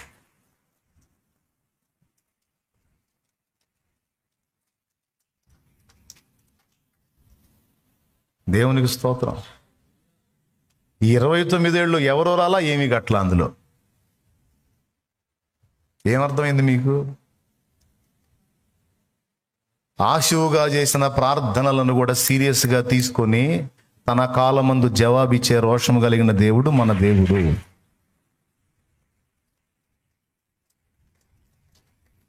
ఆయన పేరేంటి నాయన? దేవ సహాయమట. ఆయనేగా, అదిగో ఆ దేవ సహాయం. దేవుడిని నమ్ముకున్నాడు, అన్యుడిగా ఉండి దేవుడిని నమ్ముకున్నాడు. ఆయన చేశాడు ఆ ప్లాట్లో, ఆయనది అది. అవసరాన్ని బట్టి అమ్మేసుకున్నాడు, వేరే వాళ్ళు కొన్నారు. అందులో నుంచి వాళ్ళ చేతుల్లోంచి మళ్ళా భక్తుని ప్రార్థనకు జవాబు. ఆయన అమ్మినా సరే ఎప్పుడు రెడీ చేశాడు ఆయన ప్రార్థనకి జవాబు? 29 ఏళ్ల తర్వాత. అయిపోయిందా? ఇంకొక అద్భుతం చెబుతా. అంటే దేవుడు మన వెనక ఎంత సెన్సిటివ్గా కదులుతాడో, మన ప్రార్థనలకు ఎలా ప్రతిస్పందిస్తాడు అనేది ఒక్కటి మీకు క్లియర్గా అర్థం కావాలని చెప్తున్నాను నేను. బాపట్లలో ఇంకొక సంఘటన. అది ఒక దేవుని బిడ్డ కొన్నాడు. అది బాపట్లలో. ఆ ప్లేసు ఆయన కూడా దేవునికి కేటాయించాడు. అదైతే దగ్గర దగ్గర 40-50 ఏళ్ళుది. అక్కడ ప్రార్థన చేశాడు ఆయన, ప్రభువా ఈ స్థలం నాకు ఇచ్చావు, నా తర్వాత నా బిడ్డలు దయిద్ది, నేను మనస్ఫూర్తిగా కోరుకుంటున్నా, నా చేతుల్లో అయినా నా బిడ్డల చేతుల్లో అయినా ఈ స్థలంలో నీ మందిరం పడాలి, సంఘం కట్టబడాలి, ఇది నీ సేవకు వాడబడాలి అని ప్రార్థన చేశాడు. ఆయన తరం అయిపోయింది, ఆయన వెళ్ళిపోయాడు. ఆయన పిల్లలు కూడా పెద్ద వయసు వాళ్ళు అయ్యారు. 50 ఏళ్ళు ఇంచుమించు గడిచిపోయింది. ఇప్పుడు ఈ 50 ఏళ్లలో ఎంతమంది పోయి కొనవచ్చు దాన్ని? ఎన్ని చేతులు మారుండొచ్చు? నేరుగా పోయి మళ్ళీ మనవడే ఎంటర్ అయ్యాడు అక్కడికి. పాస్టర్ ప్రభు కుమార్ పోయి ఆ ల్యాండ్ అడిగితే ఆ ల్యాండ్ వాళ్ళు అమ్మారు. తర్వాత వాళ్ళు చెప్పిన సాక్ష్యం ఏంటంటే, మందిరం కట్టి అందులో ఆరాధన, ప్రార్థన, కూటమి జరిగి దేవుని సంఘం నడిపించబడ్డ తర్వాత ఇది మా నాన్న ప్రార్థన. ఇక్కడ ఒక సంఘం కట్టబడాలి, ఇక్కడ ఒక మందిరం కట్టబడాలి, ఇందులో నా దేవుని నామం మహిమపరచబడాలి, అందులో నా దేవుని ఆరాధన జరగాలి అని నా తండ్రి ప్రార్థన. ఈ మాట చెప్పే కొడుకు కూడా పెద్దోడయ్యాడు. చూశారు మరి, 50 ఏళ్ల తర్వాత తన దాసుని ప్రార్థనకు జవాబు ఇవ్వటానికి ఎంతమందిని పుట్టించాడో తెలుసా దేవుడు? 50 ఏళ్లకు ముందే నన్ను లైన్లో పెట్టుకున్నాడు, ప్రభు కుమార్ లైన్లో పెట్టుకున్నాడు. చిలకలూరుపేటలో ఒకటి తయారవుతాడు, వాని దగ్గర కొంతమంది తయారవుతారు, అందులో ఇతను ఒకడు. వారి ద్వారా నీ ఆశ తీరిద్దిపో అని ఎప్పటి ప్రార్థనకి ఎప్పుడు జవాబు? మర్చిపోతాడా? కొన్ని ప్రార్థనలు సుదీర్ఘకాలం పట్టొచ్చు, కొన్ని ప్రార్థనలు నీ అవసరాన్ని బట్టి వెంటనే వినొచ్చు. ఎప్పుడు కూడా నా ప్రార్థన దేవుడు వినట్లేదు, నన్ను పట్టించుకోవటం లేదు, నా పరిస్థితి అగమ్య గోచరంగా ఉందని ఎన్నడూ నువ్వు అనుకోవద్దు నాయన. నువ్వు మోకాళ్ళుని హృదయ లోతుల్లో నుంచి నువ్వు చేసే ఆర్తధ్వని, కన్నీళ్లతో నువ్వు చేసే ప్రార్థన నా తండ్రి వినకపోవడానికి ఆయన కఠినాత్ముడు కాదు, కన్నీళ్లు చూసి దాటిపోయే దేవుడు కాదు. ఆయన ఖచ్చితంగా నీ కోసం వస్తాడు, నిన్ను కలుసుకుంటాడు, నీ పక్షంగా తన చేతులు సాచి తన కార్యాన్ని జరిగిస్తాడు. వస్తాడు. నీకు కార్యాలు చేయబోయేటప్పుడు ముందే చూపిస్తాడు నీకు, ఇదిగో నీ విషయంలో ఈ పని చేయబోతున్నాను, ఏడ్చావుగా చాలా రోజుల నుంచి, ఇదిగో ఈ కార్యం జరగబోతుంది, సిద్ధపడు అని చెప్పి చూపిస్తాడు. చూపించి మరి చేస్తాడు నీకు. ఇన్నాళ్ళ నీ కన్నీళ్ళకి, ఇన్నాళ్ళ నీ ఎదురు చూపుకి ఇదిగో జవాబు రాబోతుందని నీకు చూపించి ఆ కార్యం చేస్తాడు. అబ్రహాం దగ్గరికి అట్టొచ్చి చెప్పి తర్వాత బిడ్డనిచ్చాడు. ఇన్నాళ్ళు ఎదురు చూసావుగా, ఇంకా జరగబోతుంది, నెక్స్ట్ ఇయరే నిర్ణయ కాలం వచ్చేసింది, ఇక నెక్స్ట్ ఇయర్లో జరగబోతుంది, ధైర్యంగా ఉండని చెప్పి బలపరిచిపోతాడు. వస్తాడు నీ కోసం. ఓకే, ఇక్కడ ఉన్నాళ్ళు, లైవ్లో వింటున్నాళ్ళు అందరూ దృష్టి పెట్టుకోండి, ఈ విషయాలు హృదయంలో భద్రం చేసుకోండి. ఫైనల్గా నేను మీకు చెప్పకూడదు ఏంటంటే, దేవుడి దగ్గర నీకు కావాల్సినవన్నీ సిద్ధపరచబడి ఉన్నాయని నేను చెప్పేశాను. ఇక దాని గురించి నువ్వు దిగులు విచారం తీసేసుకో. అది నీ గురించి కానీ, నీ ఫ్యామిలీ గురించి కానీ, వ్యక్తిగతంగా కానీ, ఆత్మీయంగా కానీ, అది ఏదైనా సరే దేవుడు బ్యాలెన్స్ చేసుకుంటాడు. ఓకేనా? ఇంకా దిగులు పడతారా, లేకపోతే దానికి పక్కన పెడతారా? ఎంతమంది పక్కన పెట్టేశారు, ఇంకా నా గురించి నాకు ఫికర్ లేదు, ఆయన చూసుకుంటాడు, ఆయన ప్రణాళిక. చేతులు ఎత్తండి నిజంగా బరువు దిగితే. ఓకేనా? ఇంకా నెత్తిన పెట్టుకొని ఉన్నారు బరువులు, రైట్. ఒకవేళ నీ మీద ఏదైనా బరువులు ఉంచాడు అంటే అవసరం కాబట్టి కొన్ని బరువులు ఉంచాడు, అవసరం లేనప్పుడు తీసేస్తాడు. కాలు సెట్ అయినాక పద్దాకలు బరువు ఎందుకు? హాస్పిటల్లో పడక మీద ఉండి కాలు సెట్ అయిన దాకే బరువు. అట్లా కాలు పైకి ఉండాలంటే ఉండదు. మరి మధ్యలో ఏదో పైప్ లాంటిది వేసి అటుపక్క బరువు వేస్తాడు, అప్పుడు ఈ కాలు దేవునికి స్తోత్రం. కాలు ఎముక సెట్ అయింది అనుకో, బరువు తీసేస్తాడు. అట్లాగే నిన్ను కొన్ని విషయాల్లో సెట్ చేయడానికి కొన్ని బరువులు నీ మీద ఉంటాయి, అవి సెట్ అయినప్పుడు ఉంచమన్నా ఉంచడు. నీ భారాలన్నీ కొట్టివేస్తానని వాగ్దానం చేశాడుగా. అంతేగాని డాక్టర్ గారు, అయ్యా ఇక జీవితాంతం బరువు వేసుకొని ఈడుచుకుంటే ఈ గాడికి కాళ్ళు ఉన్నా ఒకటే పోయినా ఒకటే సార్, ఈ బరువు వేసుకొని ఎట్ట నడుస్తాను సార్, నాకు అర్థం కాదు. ఇక ఒక అడుగు వేయాలా బండ లాక్కోవాలా, ఇంకొక అడుగు వేయాలా ఆయన బరువు లాక్కుంటా ఉండాలి. ఇది పాప భారం లాగా నా బతుకంతనే. అట్లేడుగా డాక్టరు, ఎముక అతుక్కున్న దాకే, సెట్ అయితే బరువు ఉండదు. పెనుగాలి వీచినప్పుడే బరువు కాపాడుతుంది. బ్యాలెన్స్ అవసరమైనంత వరకే బరువు. బ్యాలెన్స్ చేసే పని అయిపోయిన తర్వాత బరువు తీసేస్తాడు. చిన్న చిన్న విషయాల్లోనే నీకు అవసరమైన సందేశం ఉంటుంది బిడ్డ. అది అర్థమైతే, అర్థమైందా నీకు? సంతోషం. ఇప్పుడు నేను చెప్పేది ఏంటంటే, ఇక్కడ ఉన్నోళ్ళు, లైవ్లో ఉన్నోళ్ళు, లోకంలో నుంచి ఇశ్రాయేలును వేరుపరిచాడు. ఇశ్రాయేలులోంచి తన సేవ కొరకు లేవీలను వేరుపరుచుకున్నట్టు ఇక్కడ కూర్చున్నటువంటి మీలో కొంతమందిని దేవుడు తన పని కొరకు ప్రత్యేకించుకున్నాడు. ఈరోజు లైవ్లో అందుబాటులోకి వచ్చిన వాళ్ళకి కూడా చెప్తున్నాను, ఈ సందేశం ఎంతమంది వింటున్నారో వినబోతున్నారో వారందరికీ చెప్తున్నాను. ఒకవేళ దేవుని ప్రణాళికలో నువ్వు ఉంటే, దేవుని చిత్తం చేయడానికి ఆయన ఏర్పాట్లు నువ్వు ఉంటే, జస్ట్ ఒక విశ్వాసిగా, ఒక రక్షణ పొందినటువంటి వ్యక్తిగా, ఒకవేళ నువ్వు అలా బతికేద్దామంటే నీకు నేను సంబంధించి చెప్పను. నిజంగా నువ్వు శిష్యుడి మెట్టులోకి వచ్చి, శిష్యురాలి మెట్టులోకి వచ్చి పరిపూర్ణతను పొందగోరి దేవుని కొరకు ఫలించేడి కొమ్మ వలె నువ్వు ఉండాలంటే నీతో నేను మాట్లాడతాను. ఒక ఆర్డినరీ విశ్వాసలాగా నేను అలా బతికేద్దాం అనుకుంటున్నానన్న, నాకు ఈ పిలుపులు కూడా వద్దు అంటే సర్దుకో, అట్టనే బతికే. లేదు నేను క్రీస్తు కొరకు ఫలించాలి, నా హృదయంలో ఆశ ఉంది, దేవుని చిత్తం చేయాలని, దేవుని కోసం బతకాలని నా హృదయంలో భారం ఉంది అన్న వాళ్ళకి నేను చెప్తున్నాను. నీ హృదయంలో ఉన్న భారాన్ని బట్టి, నీలో ఉన్న ఆకలిని బట్టి, నశించిపోతున్న ఆత్మల కొరకు నీలో ఉన్నటువంటి తపనను బట్టి, నీ ఎడల దేవుడు ఒక ఏర్పాటు, ఒక చిత్తం ఒకవేళ కలిగి ఉంటే నిన్ను అనేక రీతులా దర్శిస్తుంటాడు, నీతో మాట్లాడుతుంటాడు. నీ హృదయంలో ఆత్మలు చూపించి వాళ్ళ విషయంలో నీకు భారం పెడతా ఉంటాడు. అందరూ స్పందించేది వేరుగా ఉంటుంది. ఆత్మలు నశించిపోయే వాళ్ళని చూసినప్పుడు నువ్వు స్పందించేది వేరుగా ఉంటుంది. సహజంగా క్రైస్తవులు చాలా మంది లోకంలో తాగుబోతుల్ని, దొంగల్ని, వ్యభిచారుల్ని, రకరకాల పాపాల్లో బతుకుతున్న వాళ్ళని చూసి కామన్గా వెళ్ళిపోతుంటారు. కానీ నిజంగా దేవుని హృదయ భారం తమ యందు కలిగి ఉన్న వాళ్ళు అలా పోలేరు. ఎవడైనా అజ్ఞాన సంబంధమైనటువంటి భక్తి చేస్తుంటే వాడిని చూసి ఏడుస్తారు లోపల. ప్రభువా, నిజమైన దేవుడు ఎవరు వీళ్ళకి తెలియదు నాయన, రక్షించలేని వాటి కోసం ఎంత కష్టాలు పడుతున్నారు. ప్రాణాలు కూడా పోగొట్టుకుంటున్నారు కొన్ని స్థలాలకు వెళ్ళి. అవునా? ప్రాణాలు కూడా పోగొట్టుకుంటారు. వాళ్ళని చూసినప్పుడు హృదయం ద్రవించింది. చెడుతనంలో, శాపగ్రస్తమైన మార్గాల్లో, వ్యసనాల్లో, పాపంలో బతుకుతున్న వాళ్ళని చూసి ఒక క్రైస్తవుడిగా నువ్వు ఏముంది లేని వెళ్ళిపోతున్నావు అంటే భారం లేని వ్యక్తివి కాదు. అయ్యో అని నువ్వు బాధపడుతున్నావు అంటే నీకు భారం ఉంది.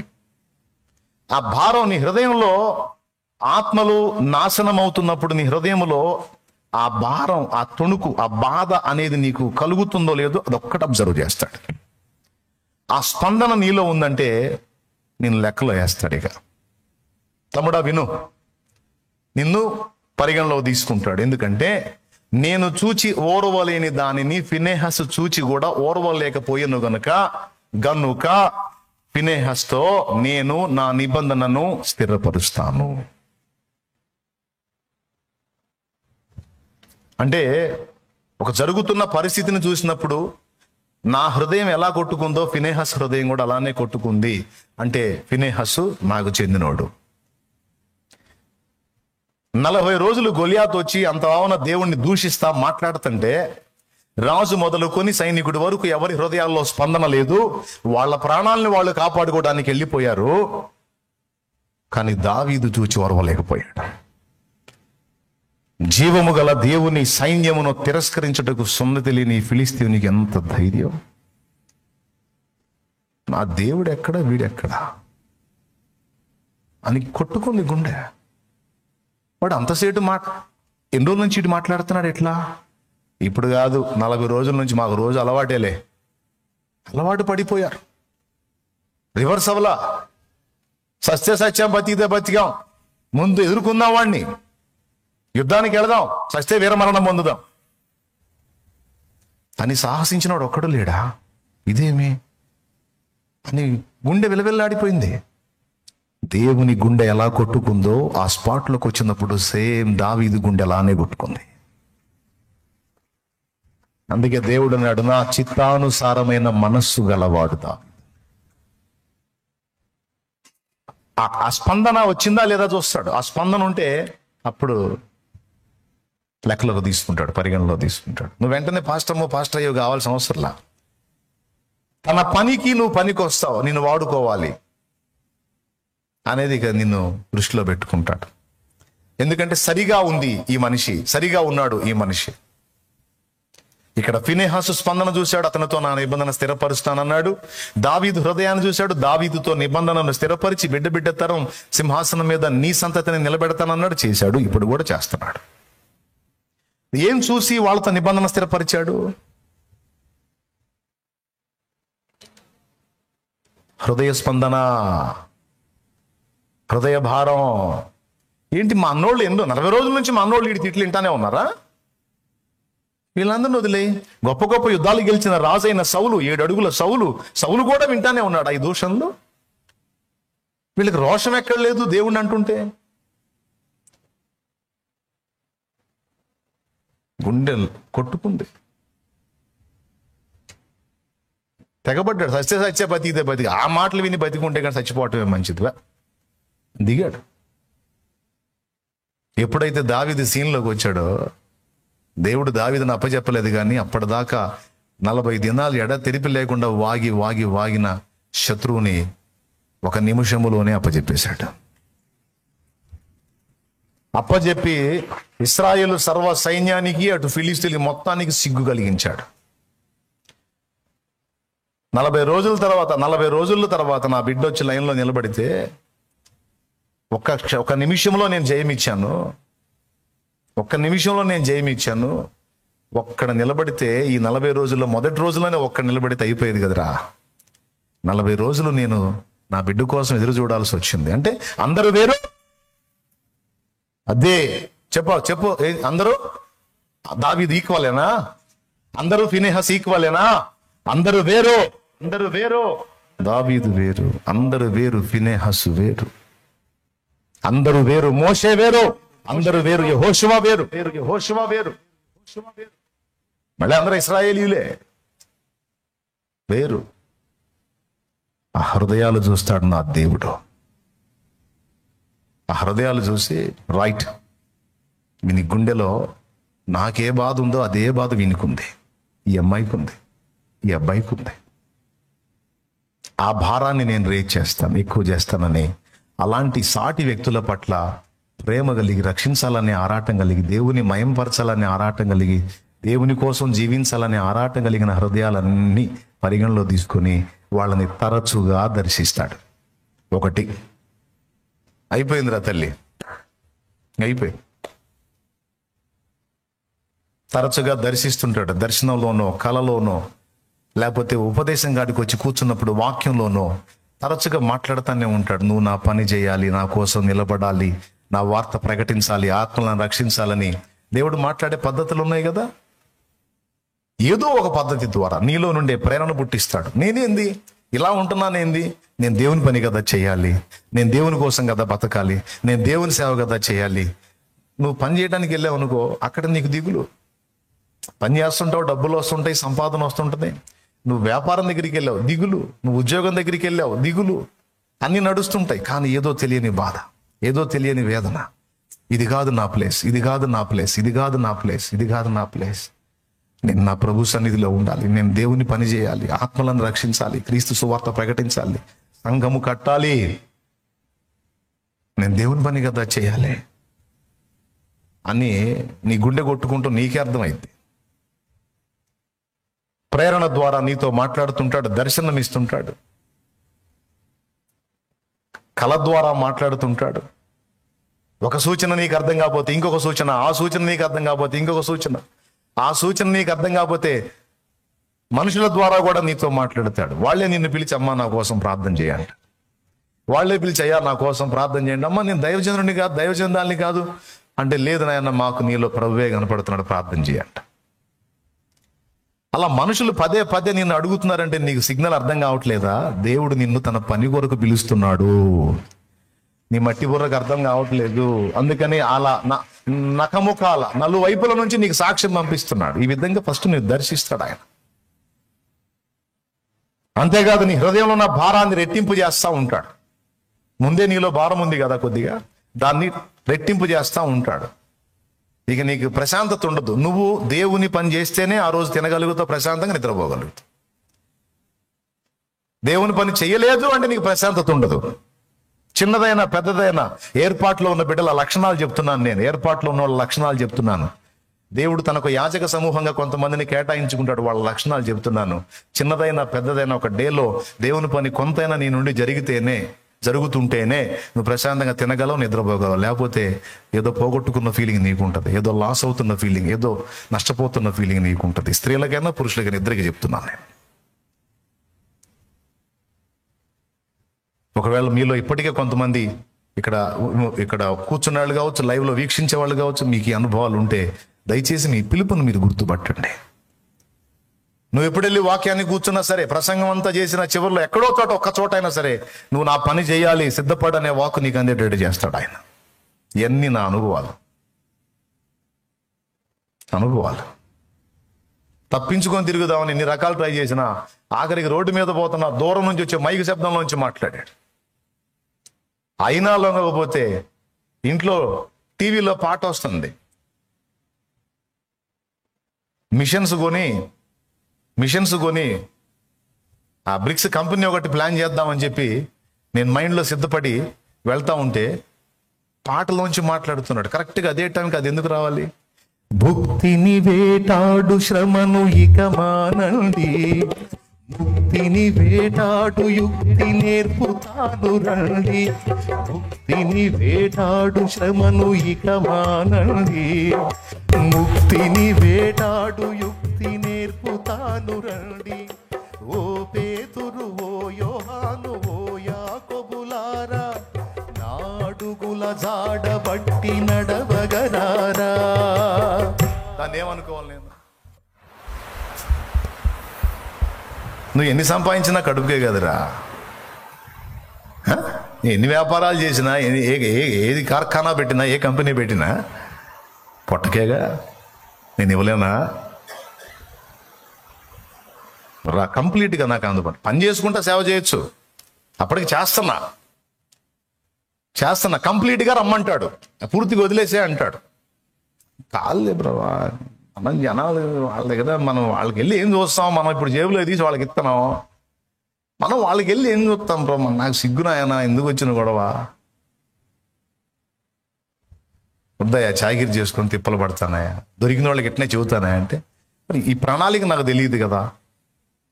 ఇంతమంది విషయంలో ఇన్ని సంఘాలు, సేవ, ఇంత పరిచర్య ఏం తెలుసు నాకు? నా అంత తెలివి తక్కువ వ్యవహారమే కదా మందే.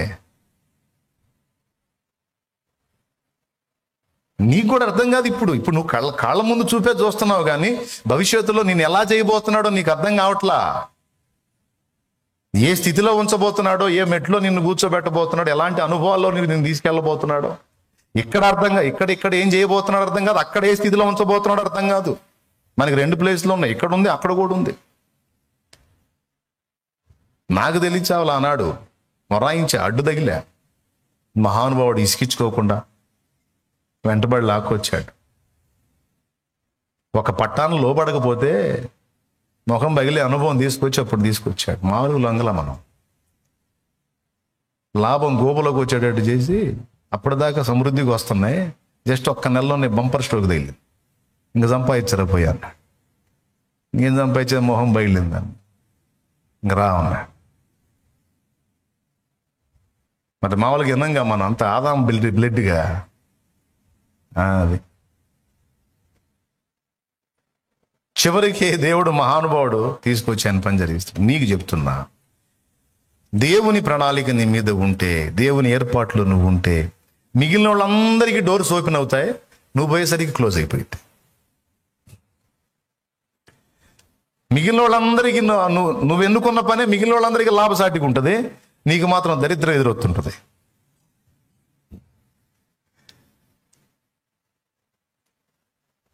మిగిలిన వాళ్ళందరూ బాగానే ఉంటారు, నీకు మాత్రం ప్రశాంతత ఉంటుంది. ఏదో ఏదో ఏదో ఏంది ఏంది ఎందుకు నాకిలా నువ్వు 4 దారులు దేవులాడు, 4 మూయబడి ఉంటాయి. నీ మైండ్ కరెక్ట్ అయిందాక, ఆయన ప్రణాళికలోకి నువ్వు సెట్ అయిందాక ఈ పరిస్థితి నీకు ఉంటుంది. ఇది గ్రహించి నువ్వు టర్న్ అయ్యావా, ధన్యుడివి, ధన్యురాలివే. ఇక నీ ద్వారా ఏం చేయాలనుకున్నాడు అది చేస్తాడు. బైబిల్ మొత్తం మీరు అబ్జర్వ్ చేయండి, కావాలంటే చదవండి. యోనా నినివే పో అన్నాడు. ఎటుపోయాడు? తార్షీషు వాడు ఎక్కాడు. చివరికి ఆడికి వెళ్ళాల్సి వచ్చింది. అవునా? మామూలుగా పోయాడా? 3 రోజులు శాప కడుపులో కంపంతో భరించాల్సి వచ్చింది. 3 రాత్రి పగళ్ళు శాప కడుపులో. సముద్రంలో నెట్టివేయబడాల్సి వచ్చింది. ఆ ఒక్కడ లోబడినందుకు ఎంతమంది ప్రాణాలకు ముప్పం వచ్చింది? యోనా సంగతి చెప్పకపోతే ఓడలో ఉన్న వాళ్ళందరూ అయిపోయేవాళ్ళేమో. ఎందుకంటే ఓడ తలకిందులైపోతుంది అక్కడ. అర్థమైపోయింది, వామ్మో నా దెబ్బకి మొత్తాన్ని కాజేసేటట్టున్నాడు, నా మీద కోపంతో అయ్యా వద్దు వద్దు వద్దు, తేడా నేనే అప్పచెప్పుకుంటా అని వాళ్ళ దగ్గరికి పోయి, నేనేనయ్యా దోషిని, ఆయన ఒక పని చేస్తే నేను చేయలేదులే, ఆయన ఒక ఊరు పోమంటే నేను ఇంకొక ఊరు పోతున్నాను, బుద్ధిహీనత అంతా నాదే అంటే, ఎవరు అయ్యా నువ్వు అంటే, జీవం గల దేవుని సేవకున్నాయా అన్నాడు.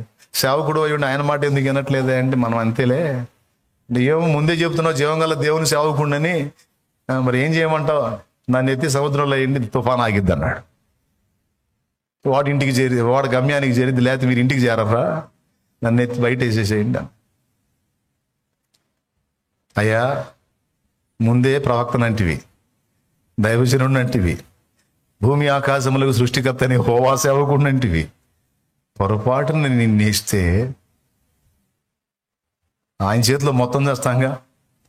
మీకు డౌట్ ఉంటే మీరు ఏ ప్రయోగమైనా చేసుకోండి అంటే చీట్లు వేద్దాం అనుకున్నారు. అందరి పేర్లు రాసి చీట్ వేస్తే తీస్తే యోనా పేరే వచ్చింది. ఇతడే నాకు కావాలని. ఇప్పుడు యోనాకి ఏమనిపించి ఉంటుంది? వదలవా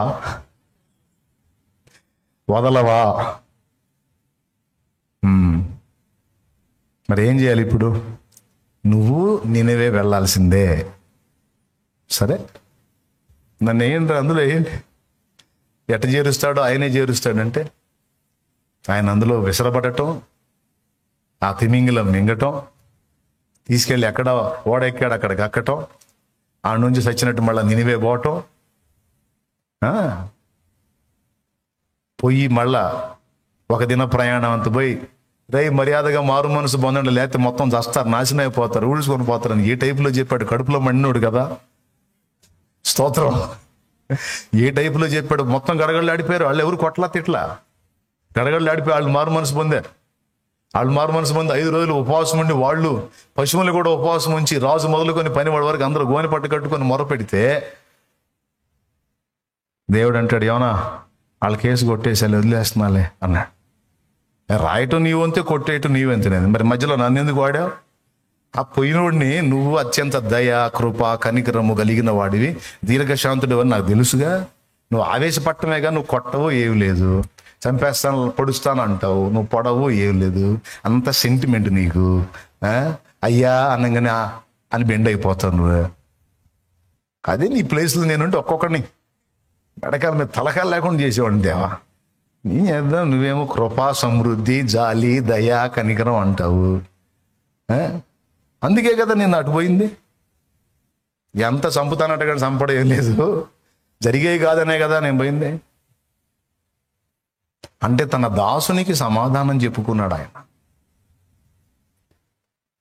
యోనా, నువ్వు నాటని చెట్టు ఒక్కరోజు నీడిచ్చిందని, ఆ చెట్టు పోయిందని మరుసటి రోజు నువ్వు నాటని చెట్టు పోతేనే నీకంత బాధ కలిగి, ప్రాణము పోవునంత వరకు నేను బాధపడటం, దుఃఖాక్రాంతునే ఉంటాం న్యాయమే అన్నావే. కుడి ఎడమలు తెలియని 1,20,000 కంటే ఎక్కువ మంది నా బిడ్డలాయా. నీకు అన్యులే కావచ్చు, కానీ వాళ్ళని కూడా నేనే నిర్మించుకున్నాను, వాళ్ళు కూడా నా బిడ్డలే. నా కడుపు తీపి నీకు అర్థం కాదా?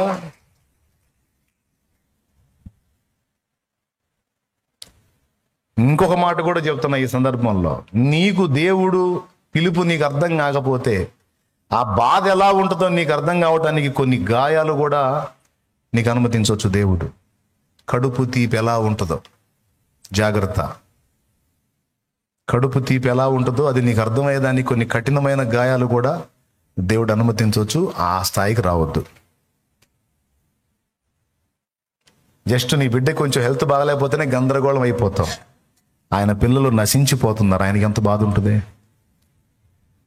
ఏమ్మా, నీ బిడ్డకి అంత జ్వరం వస్తే నువ్వు తట్టుకోలేవు, మరి నా పిల్లలు కుడి ఎడమలు తెలియని నా బిడ్డలు లోకంలో నశించిపోతున్నాడు. గ్రామాలలో, పట్టణాల్లో, పల్లెల్లో, మారుమూల ప్రాంతాల్లో నా వార్త నెరగక, సరైన సేవ లేక, సరైన సంఘం లేక, సరైన పరిచర్య లేక, సరైన దైవజనుడు లేక, తీర్మానాలు చేసి ముందుకు వచ్చిన వాళ్ళు వెనక్కి వెళ్ళిపోయి, కొంతమంది లోకంలో కలిసిపోయి, కొంతమంది పాపంలో పట్టబడి, కొంతమంది సాక్ష్యం కోల్పోయి, మందిరాలు ఉన్నాయి, సంఘాలు ఉన్నాయి అని పేరుకే గాని జీవం లేని నిర్జీవ స్థితిలో దిగజారిపోయి, కొన్ని దుర్బోధలో పడిపోయి, నా పరిచర్య ఆ విధంగా ఉంటే, నా బిడ్డలు నశించిపోతుంటే, నువ్వు నన్ను ఎరిగి, నా వాక్యం ఎరిగి, నా ప్రేమ ఎరిగి, చింత లేకుండా, భారం లేకుండా, బాధ్యత లేకుండా నేను ఇంత స్పష్టంగా దర్శిస్తుంటే కూడా నువ్వు తెగించలేకున్నావంటే చూస్తావా కడుపు తీపి ఎలా ఉంటుందో. అన్నాడు అనుకో, నువ్వు తట్టుకోలేవు. దేవునికి స్తోత్రం. ఏమన్నా అర్థమైందని నేను చెప్పింది? టైం ఎంత అయిందయ్యా? అయ్యా ఇంక నేను ముగిస్తాను, వెళ్ళిపోతున్నా నేను హద్దులు దాటి. సరే, ఆ కడుపు తీపి నీకు నాకు అర్థం కావడానికి దేవుడు కొన్ని చేదైన అనుభవాలు మనకు రానివ్వక ముందే మనం జాగ్రత్త పడాలి. మ్యాటర్ సీరియస్ తీసుకోండి. ఫైనల్, అన్నా నాకు పిలుపు ఉంది. లైవ్లో ఉన్న వాళ్ళు కూడా వినండి. ఉన్నారు ఎవరన్నా? ఆ లైవ్లో ఉన్న వాళ్ళు కూడా వినండి. అన్నా నాకు పిలుపు ఉంది, అందులో నాకు స్పష్టత ఉంది, నా మీద దేవుని ఏర్పాటు ఉందని నాకు అర్థమైంది, నాకు అది డౌట్ లేదన్నా, నాకేం చేయాలో అర్థం కావట్లేదు, ఎలా నేను తరబీదు పొందాలో, ఎలా నేను సేవకు ముందుకు వెళ్ళాలో నా గైడెన్స్ లేదన్నా అని మీలో ఈ లైవ్ వినేవాళ్ళు, ఇక్కడ కూర్చున్నాళ్ళు ఎవరైనా సరే, అలా దేవుని పిలుపు యొక్క ఏర్పాటు యొక్క స్పష్టత గుర్తించిన వాళ్ళు, నిన్ను దేవుడు ఏ విధంగా దర్శించాడు, ఎలా నిన్ను ఆయన పరిచర్యకు పిలిచాడు అనేది ఒకటి మీ సాక్ష్యం. మీ నేమ్, మీ అడ్రస్, మీ ఫోన్ నంబర్, మీ డీటెయిల్స్ లైవ్లో వీక్షించే వాళ్ళకి ఇక్కడ మీకు చెప్తున్నాను. దేవుని సేవా పిలుపు నా మీద ఉంది, ఇన్ని విధాలుగా దేవుడు నన్ను దర్శించాడు, నేను ఆయన పరిచర్య చేయాలి, ఆల్రెడీ కొంత చేస్తున్నాను, నువ్వు చేస్తుంటే చేస్తున్నానని చెప్పు, చేయకపోతే ఇదిగో చేయటానికి నేను సిద్ధమవుతున్నానన్నా అని కూడా చెప్పు. దానిలోనే గ్రంథం, బైబిల్ గ్రంథం ఎన్నిసార్లు చదివావు కూడా రాయి. ఇంట్రెస్ట్ ఉంటే నేను చెప్పింది తీసుకో. ఈ మాట చెప్దామని వచ్చాను నేను. దయచేసి లైవ్లో ఉన్నవాళ్ళు, ఇక్కడ ఉన్నవాళ్ళు, తర్వాత వినేవాళ్ళు కూడా ఈ విషయాన్ని దృష్టించి, ఏర్పాటులో ఉన్నాను, నాకు అది స్పష్టము, పిలుపు స్పష్టం అంటే మీ అడ్రస్, డీటెయిల్స్ ఇవ్వండి. ఎలా నిన్ను దేవుడు దర్శించి మాట్లాడాడో కూడా ఒక ఛాన్స్ ఉంటే, మీరు దూరంలో ఉంటే మెసేజ్ టైప్ చేయొచ్చు, వాయిస్ మెసేజ్ మాట్లాడవచ్చు, మీ డీటెయిల్స్ ఇవ్వచ్చు అండ్ మీ సాక్ష్యం. అంటే మళ్ళీ గంట ప్రసంగం చేయకండి. అసలు ఎలాగ నిన్ను దేవుడు స్వప్నంలోంచి పిలిచాడా, దర్శనంలోంచి పిలిచాడా, ప్రేరణ ఉందా, లేకపోతే దైవజనుల ద్వారా ప్రవచించాడా, పలికాడా, లేకపోతే వాక్యం నుంచి నీతో మాట్లాడుతున్నాడా, లేకపోతే నీలోనే ఆయన ప్రేరణ, లేకపోతే ఆత్మలో చూసినప్పుడు నీకు దుఃఖమా, అసలు ఏ లక్షణాలను బట్టి నువ్వు ఏర్పాటును గుర్తించావు, దేవుని పని నేను చేయాలి అనే తీర్మానం నీకు వచ్చింది, దేవుడు నన్ను ఆయన పని కొరకు పిలుస్తున్నాడు అనేది ఎలా నీకు స్పష్టమైంది అనేది ఒక మాట. సుదీర్ఘ ప్రసంగం చేయొద్దు, ఒక మాట. తర్వాత మీ details, name, address, phone number అవన్నీ ఇవ్వండి. నెక్స్ట్ ఏం చేయాలో నేను చెప్తా. ఓకేనా? మీ డీటెయిల్స్ తీసుకున్న తర్వాత అవసరమైతే మీకే ఫోన్ వచ్చింది, అందులో ఏం చేయాలో నేను చెప్తాను, ఎలా మనం ముందుకు వెళ్ళాలో నేను చెప్తాను. ఇక్కడ ఉండేవాళ్లే కాదు, తెలుగు 2 రాష్ట్రాలలో ఉండేవాళ్ళు, తెలుగు వాళ్ళై ఉండి ఇతర దేశాల్లో ఉన్నవాళ్ళు కూడా, కొంతమంది జాబ్ నిమిత్తం ఇతర దేశాలకు వెళ్ళిపోతారు, వాళ్ళ మీద పిలుపు ఉంటుంది, ఏర్పాటు ఉంటుంది, కానీ వాళ్ళు ఉద్యోగ నిమిత్తం, సంపాదన నిమిత్తం వెళ్తారు, ప్రశాంతంగా ఉండలేరు. అక్కడ దర్శిస్తూ ఉంటాడు దేవుడు, నువ్వు నా పని చేయాలి, నువ్వు వచ్చి ఏడ తిరుగుతున్నావు, విలాసాలు అనుభవిస్తున్నావు, పైసలు సంపాదిస్తున్నావు, అక్కడ ఆత్మలు నశించిపోతున్నారు, నా కుమారుడా, నా కుమారి అని దర్శిస్తుంటాడు దేవుడు. అట్లా ఉన్నాళ్ళు కూడా దయచేసి మీ డీటెయిల్స్ నాకు ఇవ్వండి. వెంటనే నేను మీకు ఫోన్ చేస్తానని చెప్పను, కానీ మీకు సమాచారం పంపేదానికి నేను ఆలోచన చేస్తాను. మీ డీటెయిల్స్ నేను తీసుకుంటాను. తప్పకుండా ఈ విషయంలో మీరు ఎలా ముందుకు వెళ్ళాలో దేవుడు నాకు ఇచ్చిన అవగాహన చొప్పున నేను మిమ్మల్ని నడిపిస్తాను. దేవునికి స్తోత్రం కలుగును గాక. ఒకవేళ మీరు సేవ చేస్తుంటే లేదా చేయడానికి మొదలు పెడితే ఈ విషయం కూడా రాయండి. మీరు స్వచ్ఛందంగా సేవ చేయాలనుకుంటున్నారా, లేకపోతే షాలేమన్నతో కలిసి తండ్రి సన్నిధి మినిస్ట్రీస్లో నుంచి నేను పరిచర్య చేయాలనుకుంటున్నాను అంటారా? ఆ వివరాలు కూడా రాయండి. నేను అన్ని వివరంగా చెప్పాను. మీరు ఎలా దర్శనం పొందారో అది రాయండి. సేవకు ఎలా మీరు పిలువబడ్డారో అది రాయండి ఫస్ట్. రెండవది పరిశుద్ధ గ్రంథం ఎన్నిసార్లు చదివారో అది రాయండి. మూడవది మీరు సేవ చేస్తున్నారా ప్రజెంటు, ఇంకా మొదలు పెట్టలేదా అది రాయండి. 3. నాలుగవది, ఒకవేళ మీరు చేయబోనుకుంటే స్వచ్ఛందంగా మీరు ఓన్గా చేయాలనుకుంటున్నారా, లేకపోతే ఒక ఆత్మీయ నాయకుడి ద్వారా ముందుకు వెళ్ళాలనుకుంటున్నారా అనే దయచేసి రాస్తే బాగుండేమో.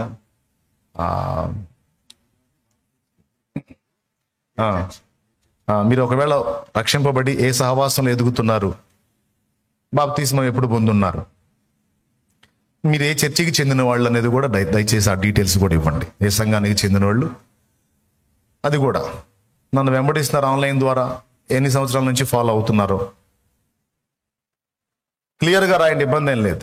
వాయిస్ మెసేజ్ చెప్పినా పర్వాలేదు, లేదా రాసినా పర్వాలేదు. దయచేసి ఈ విషయాన్ని మీకు అందించాలని వచ్చాను. ఆ పిలుపున్నాళ్ళ లక్షణాలు మొదలు పెట్టాను. ఇంకా అదొక సుదీర్ఘ ప్రసంగమే 2 దాటిచ్చాను. ఈ ఒక్కరోజుకి ఏమనుకోవద్దు. మ్యాటర్ సీరియస్, టైం పోతుంది, ఇంకా పోనీయకూడదు. అందుకని నేను చెప్దామని వచ్చాను, లేకపోతే అసలు వచ్చేవాడిని కాదు. ఇది అశోక్ సమయం. అయితే దేవుని ప్రేరణతో ఒకవేళ నన్ను దేవుడు ప్రేరేపిస్తే అశోక్ నుంచి అయ్యే పలికిస్తాడని నేను అనుకున్నాను నా మనసులో. అశోక్ నిజంగా పేతుర్ని దేవుడు వాడుకునే విషయం ప్రస్తావించి పరిశుద్ధాత్మ నడిపి మా ఇద్దరిది ఒకే విధంగా ఉందని రుజువు చేశాడు. అందుకే నేను ఎంటర్ అయ్యాను ధైర్యంగా. వచ్చి మళ్ళీ ఆయన డిస్టర్బ్ చేయకుండా అక్కడ కూర్చున్నాను. నేను అక్కడ కూర్చున్నాను, ఎందుకంటే ఇంకా ఆ ఫ్లో ఆపకూడదు, నడవాలి. ఎంతసేపు మాట్లాడతాడు దేవుడు, మాట్లాడినాయి అలా. దేవునికి స్తోత్రం. కాబట్టి ఈరోజు ఇక్కడ కూర్చున్న వాళ్ళలో కొంతమంది దేవుని ఏర్పాట్లో ఉండుండొచ్చు, లేదా అందరూ ఉండుండొచ్చు. అందరూ ఉండాలని నా కోరిక. అందరూ ఉండాలి. కోత విస్తారంగా ఉంది, పనివారు కొద్ది మంది. కొంతమంది ఉన్నా నిష్ఫలులైపోయారు, కొంతమంది ఉన్నా దుర్బోధంలోకి వెళ్ళిపోయారు, కొంతమంది ఉన్నా ఆత్మల భారం విషయంలో చల్లారిపోయారు, కొంతమంది ఉన్నా లోకాశలకు చిక్కారు, కొంతమంది ఉన్నా ధనాపేక్షలో పడ్డారు, కొంతమంది ఉన్నా జీవపు డమ్మంలో పడ్డారు, కొంతమంది ఉన్నా ప్రాంతాలను ప్రభావితం చేసేంత ఉజ్జీవం, అంత భారం కలిగి లేని స్థితిలో ఉన్నారు. కొంతమంది పాపం చేస్తున్నారు, కొంతమంది అడుగేసి కూడా చల్లారిపోయారు. కాబట్టి ఒకడు వెనక్కి తగ్గితే మరొకడు ఆ స్థానాన్ని భర్తీ చేసే విధంగా మనం ముందుకు వెళ్ళాలి. ఈ ఒక్కరోజు మీరు టైం చూసుకోవద్దు. దేవుడు ఎలా దర్శిస్తాడో చెప్తున్నాను. ఏర్పాట్లో ఉంటే నీకు పరిస్థితులు ఎలా ఉంటాయో చెప్తున్నాను. అందరికీ తెరవబడే ద్వారాలు నీకు మూయబడి ఉంటాయి. నీకు వింతగా ఉంటుంది, ఇదే పని అందరూ చేశారు, వాళ్ళకి బాగుంది, నేను వేస్తే నాకు ఇట్లా అవుతుంది. దేవునికి స్తోత్రం. కాబట్టి మీరు అర్థం చేసుకొని, ఇప్పుడు నేను నా చదువు కంటిన్యూ అయ్యి ఇప్పుడు నేను 8th వరకు చదివానండి. అప్పటి రోజుల్లో 8th చదివాను అంటే 8వ తరగతి వరకు వచ్చాను. అక్కడ నుంచి 10th, ఇంటర్, డిగ్రీ అని నేను వెళ్ళాను అనుకో, ఒక ఉద్యోగస్తుడిని అవుతా. ఉద్యోగస్తుడిని అయ్యాను అనుకో, నేను నా ఫ్యామిలీ మంచిగా ఇప్పటికైతే ఒకవేళ ఒక బిల్డింగ్ కట్టుకునేవాడిని, ఏదైనా ఒక అపార్ట్మెంట్లో ప్లాట్ కొనుక్కునేవాడిని, మంచి కారు కొనుక్కునేవాడిని, జాబ్ చేసుకునేవాడిని, నెలకు 2 నెలలకు ఒక టూర్ వేసుకుంటా ఉండేవాడిని. జీవితం అలా సాఫీగా అలా సాగిపోయి ఉండేది. అసలు దేవుణ్ణి తెలుసుకునేవాడినో కూడా కాదు, నాకు తెలియదు.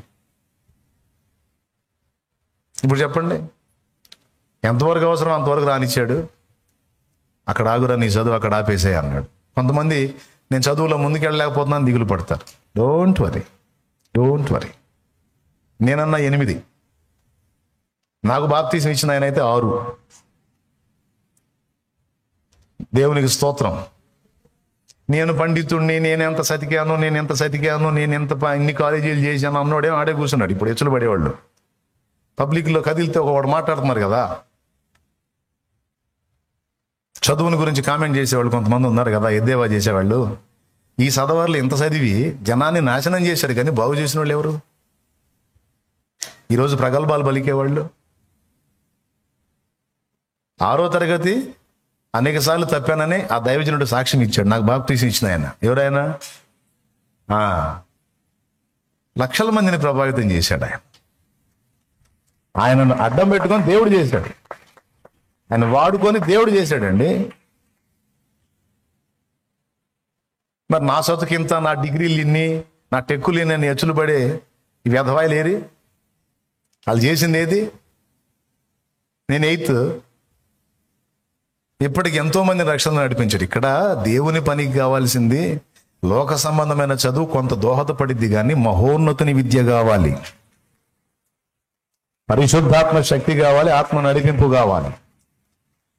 వీటికి తోడు మనకున్న అక్షర జ్ఞానం పరిశుద్ధ గ్రంథం చదవడానికి ఉపయోగపడిద్ది. నేను చెప్తున్నాను, మీకు 10th సర్టిఫికెట్ ఉందా అది మెన్షన్ చేయండి అని నేను చెప్పాలా ఇందాక చెప్పిన ప్రకటనలో. అన్నీ చెప్పే కానీ 10th కనీసం ఇంటర్ ఎన్ని అడగల. ఎందుకో తెలుసా?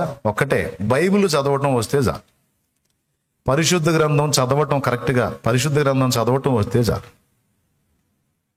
ఆ తర్వాత సంగతి దేవుడు చూసుకుంటాడు, ఆయన చిత్తం అయితే నేను చూసుకుంటా. హల్లెలూయా. ఏం దిగులు పడద్దు. ఓకే, మీ 10th సర్టిఫికేట్లో లేకపోతే డిగ్రీ సర్టిఫికేట్లో ఇంటర్ సర్టిఫికేట్లో అవసరం లేదు. పోనీ అబ్బా క్లాసు వాళ్ళు క్లాసుకు చెప్తే మాసు వాళ్ళు మనం మాసుకు చెప్దాం, ఏమైంది? ఏమయ్యా, వాళ్ళు ఇంగ్లీష్లో స్పీకితే మనం తెలుగులో మాట్లాడతాం, ఏమైంది? దేవునికి స్తోత్రం. దేశ భాషలందు ఇంగ్లీష్ లెస్స అనలా, తెలుగు లెస్స. హల్లెలూయా. ఆకలై పడ్డారా? కళ్ళు తిరిగి పడ్డారా? కాబట్టి ఏమంటారు? నా గటి మీద చెయ్యిని వేసి వెనుకకు చూడక సాగివారి, నా గటి మీద చెయ్యిని వేసి వెనుకకు చూడక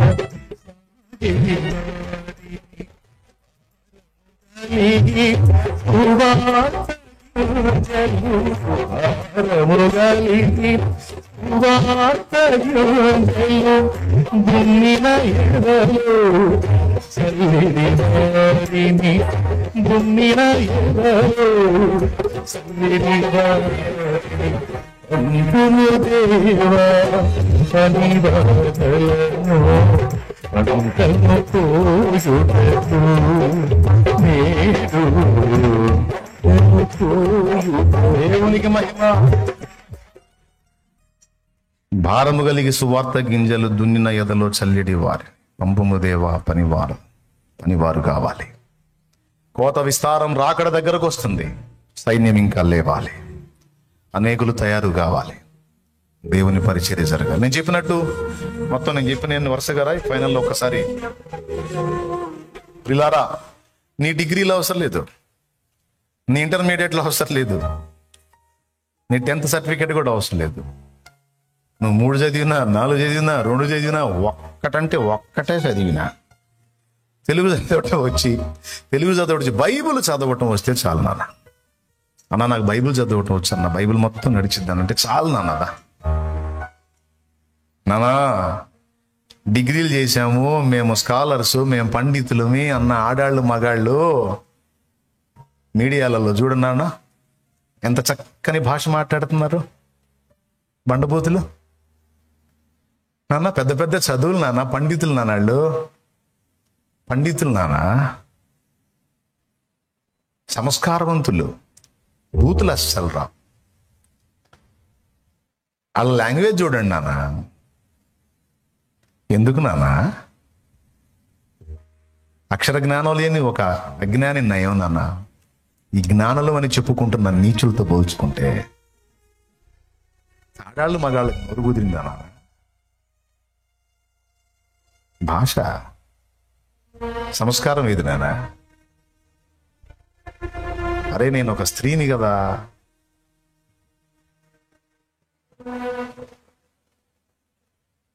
నేను ఒక చదువుకున్నవాడిని కదా, చదువుకున్నదాన్ని కదా, నా భాష ఇలా ఉండకూడదు కదా.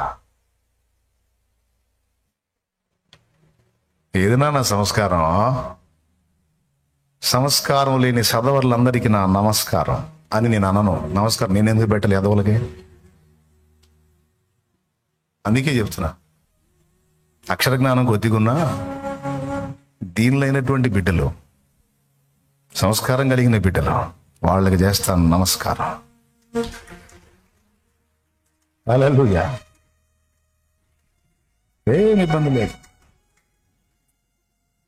కాబట్టి తప్పకుండా ఈ ప్రకటన గమనించండి. అవసరమైతే ఇంతవరకు నేను చెప్పిన ఈ ప్రకటన వరకు ఏదన్నా వీడియో కట్ చేసి పెట్టొచ్చు మెయిన్ ఛానల్లో, దృష్టిలో పెట్టుకొని. ఇప్పుడు చెప్పే మాటలు దయచేసి గుర్తించండి. నంబర్ 1, మీ పేరు, మీ పూర్తి వివరాలు, మీ సెల్ నెంబర్, మీ డీటెయిల్స్. 2వది మీ రక్షణ సాక్ష్యం. 3వది మీ పిలుపు, దేవుడు నిన్ను ఎలా పిలిచాడు. 4వది బైబిల్ ఎన్నిసార్లు చదివావు. 5వది బాప్టిజం ఎప్పుడు తీసుకున్నారు, ఏ సహవాసంలో తీసుకున్నారు, ఎక్కడ కొనసాగుతున్నారు, సొంతగా సేవ చేయాలనుకుంటున్నారా, తండ్రి సన్నిధి పరిచర్య ద్వారా మీరు సేవలో కొనసాగాలనుకుంటున్నారా. ఈ 7 సంగతులు, మొత్తం 7 వచ్చాయి. ఇప్పుడు నీట్గా చెప్తాను, రాసుకోండి. 3 అయినా పర్వాలేదు. ఈరోజు అది మాకు అర్థమైందిలే నాయన, నువ్వు చివరిలో వచ్చినప్పుడే మాకు 3 కాదు 3 అని అర్థమైంది అని మీరు అనుకున్నా పర్వాలేదు. కానీ ఈరోజు విషయం చెప్పాలి. 3 అయిందా 3 అయింది 3 కూడానే. మీకు కాదు 3, సైతాన్ గాడికి 3. రాయ్. నంబర్ 1 పేరు, మీ పూర్తి అడ్రస్, ఫోన్ నంబర్. మొదట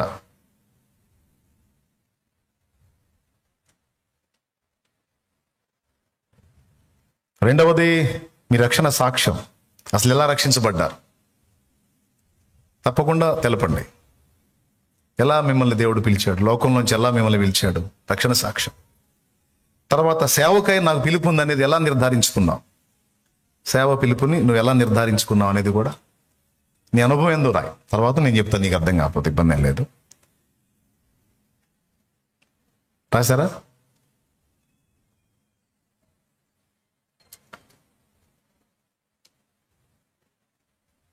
పెద్దమ్మ ఫోన్ మెయింటైన్ చేస్తుంది. సరే పాప ఎవరికి రావట్లే, ఆమెకే పోతుంది ఆ ఫోన్, ఎంత తెగ వస్తుంది. హలో మోర్టో అనుకుంటా. సరే అమ్మా, ఎంతవరకు చెప్పాను రా తల్లి, ఎలా నిర్ధారించుకున్నారు అనేది. ఓకే, పరిశుద్ధ గ్రంథం ఎన్నిసార్లు చదివారు అనేది. బైబిల్ చదవగలిగే సామర్థ్యం ఉందా? ఒకవేళ చదవగలిగే సామర్థ్యం ఉంటే ఎన్నిసార్లు చదివారు? నాకు కావాల్సింది అదొక్కటే, మీరు బైబిల్ చదవగలరా లేదా?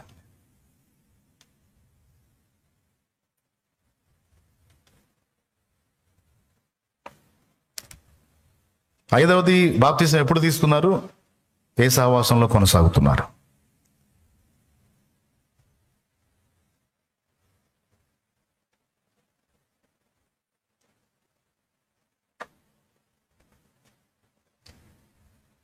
ఎన్నైనాయి అక్కడికి?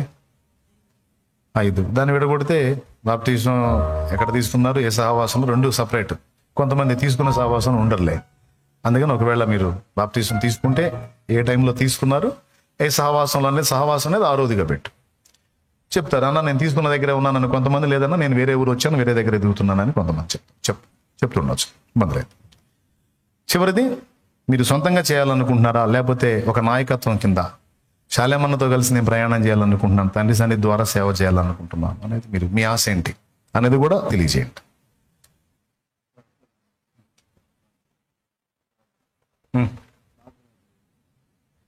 సరిపోయింది ఏడు. సేవా పిలుపు ఉన్నోడికి ప్రార్థన జీవితం లేకుండా ఎందుకు ఉంటుంది? ప్రార్థన పరుడికి ఆ ఇబ్బంది అర్థమవుతుంటుంది. సిగ్నల్ అర్థమయ్యేది ఆత్మీయులకే కదా అర్థమయ్యేది. నిద్రమోహోడికి ఆడ అర్థమయ్యేది బజార్లో తిరుగుతుంటే. దేవుని స్తోత్రం. ఆత్మీయ స్పర్శ కలిగిన వాడికి పిలుపు అర్థమైంది, స్వరం వినబడింది. అలా అట్లాంటి ఏమి లేకుండా ఎవడు ఎట్టపోతే మనకెందుకు అబ్బాయి అని రోడ్ల మీద తిరిగి వాడికి దేవుడు పిలుపు ఉంటుందా? ఉండదు, కుదరదు. ఒకవేళ నిజంగా పిలుపు ఉంటే వాడు రోడ్ల మీద తిరగడు. రోడ్ల మీద తిరిగి వాడినా సరే తీసుకొచ్చి కూర్చోబెడతాడు మందిరంలో. బజార్లో మీద తిరిగింది జాలిక రా అని, అడ్డదిడ్డని బతికింది జాలిక రమ్మని పిలుస్తాడు. ఆయన పట్టుకొస్తాడు అవసరం. Okay right. స్పష్టంగా మీకు విషయాలు అందించాం. దైవజనుడు మంచిగా దేవుని కొరకు వాడబడ్డాడు. నేను కూడా కొన్ని విషయాలు మీకు ఉపయోగపడే అందించాను. నీ మీద దేవుడు ఉంచిన బరువు నీకేం మేలు నీకు తెలియదు. తీసేస్తే నువ్వు దెబ్బతింటావు. కాబట్టి ఎప్పుడు తీసేయాలో దేవుడు తెలుసు. నీ లైఫ్ దేవుని చేతుల్లో ఉంది. నీకు కావాల్సిన ముందే రెడీ అయినాయి. దానికోసం దేవుని ప్రణాళికలు దేవునికి ఉన్నాయి. ప్రార్థించి నువ్వు మర్చిపోతావు, కానీ ప్రార్థనకి 50 ఏళ్ల తర్వాత కూడా దేవుడు జవాబు ఇవ్వగల సమర్థుడు అనే విషయాలు కూడా అందించాను. కాబట్టి నువ్వు ఎదుర్కొంటున్న ఇబ్బందులు, కష్టాలు, కన్నీళ్లు, బాధలు, సమస్యలు, పిల్లలు, తల్లులని ఈ అంతా కాదు. అవన్నీ మోకాళ్ళని ప్రార్థన చేసి దేవుడికి అప్పచెప్పేసి నేను దేవుని కొరకు ఏ విధంగా ఫలించగలను, నశించిపోతున్న ఆత్మను ఎలా రక్షించగలను, ఇతరులకు సువార్త ఎలా ప్రకటించగలను, బీదలకు సువార్త ఎలా ప్రకటించగలను, దేవుని సేవ నేను ఎలా చేయాలి, దేవుడు నాకు ఇంత నేర్పాడు, ఇన్ని అనుభవాలు ఇచ్చాడు, ఇన్నిసార్లు నన్ను దర్శించాడు, నేను నా ప్రభు పనిని ఎలా జరిగించాలి అనే విషయంలో భారం కలిగి ఉండు. నీకున్నంతలో ముందు దేవుని గురించి ఇతరులకు పరిచయం చేస్తూ ఉండు, ప్రకటిస్తూ ఉండు.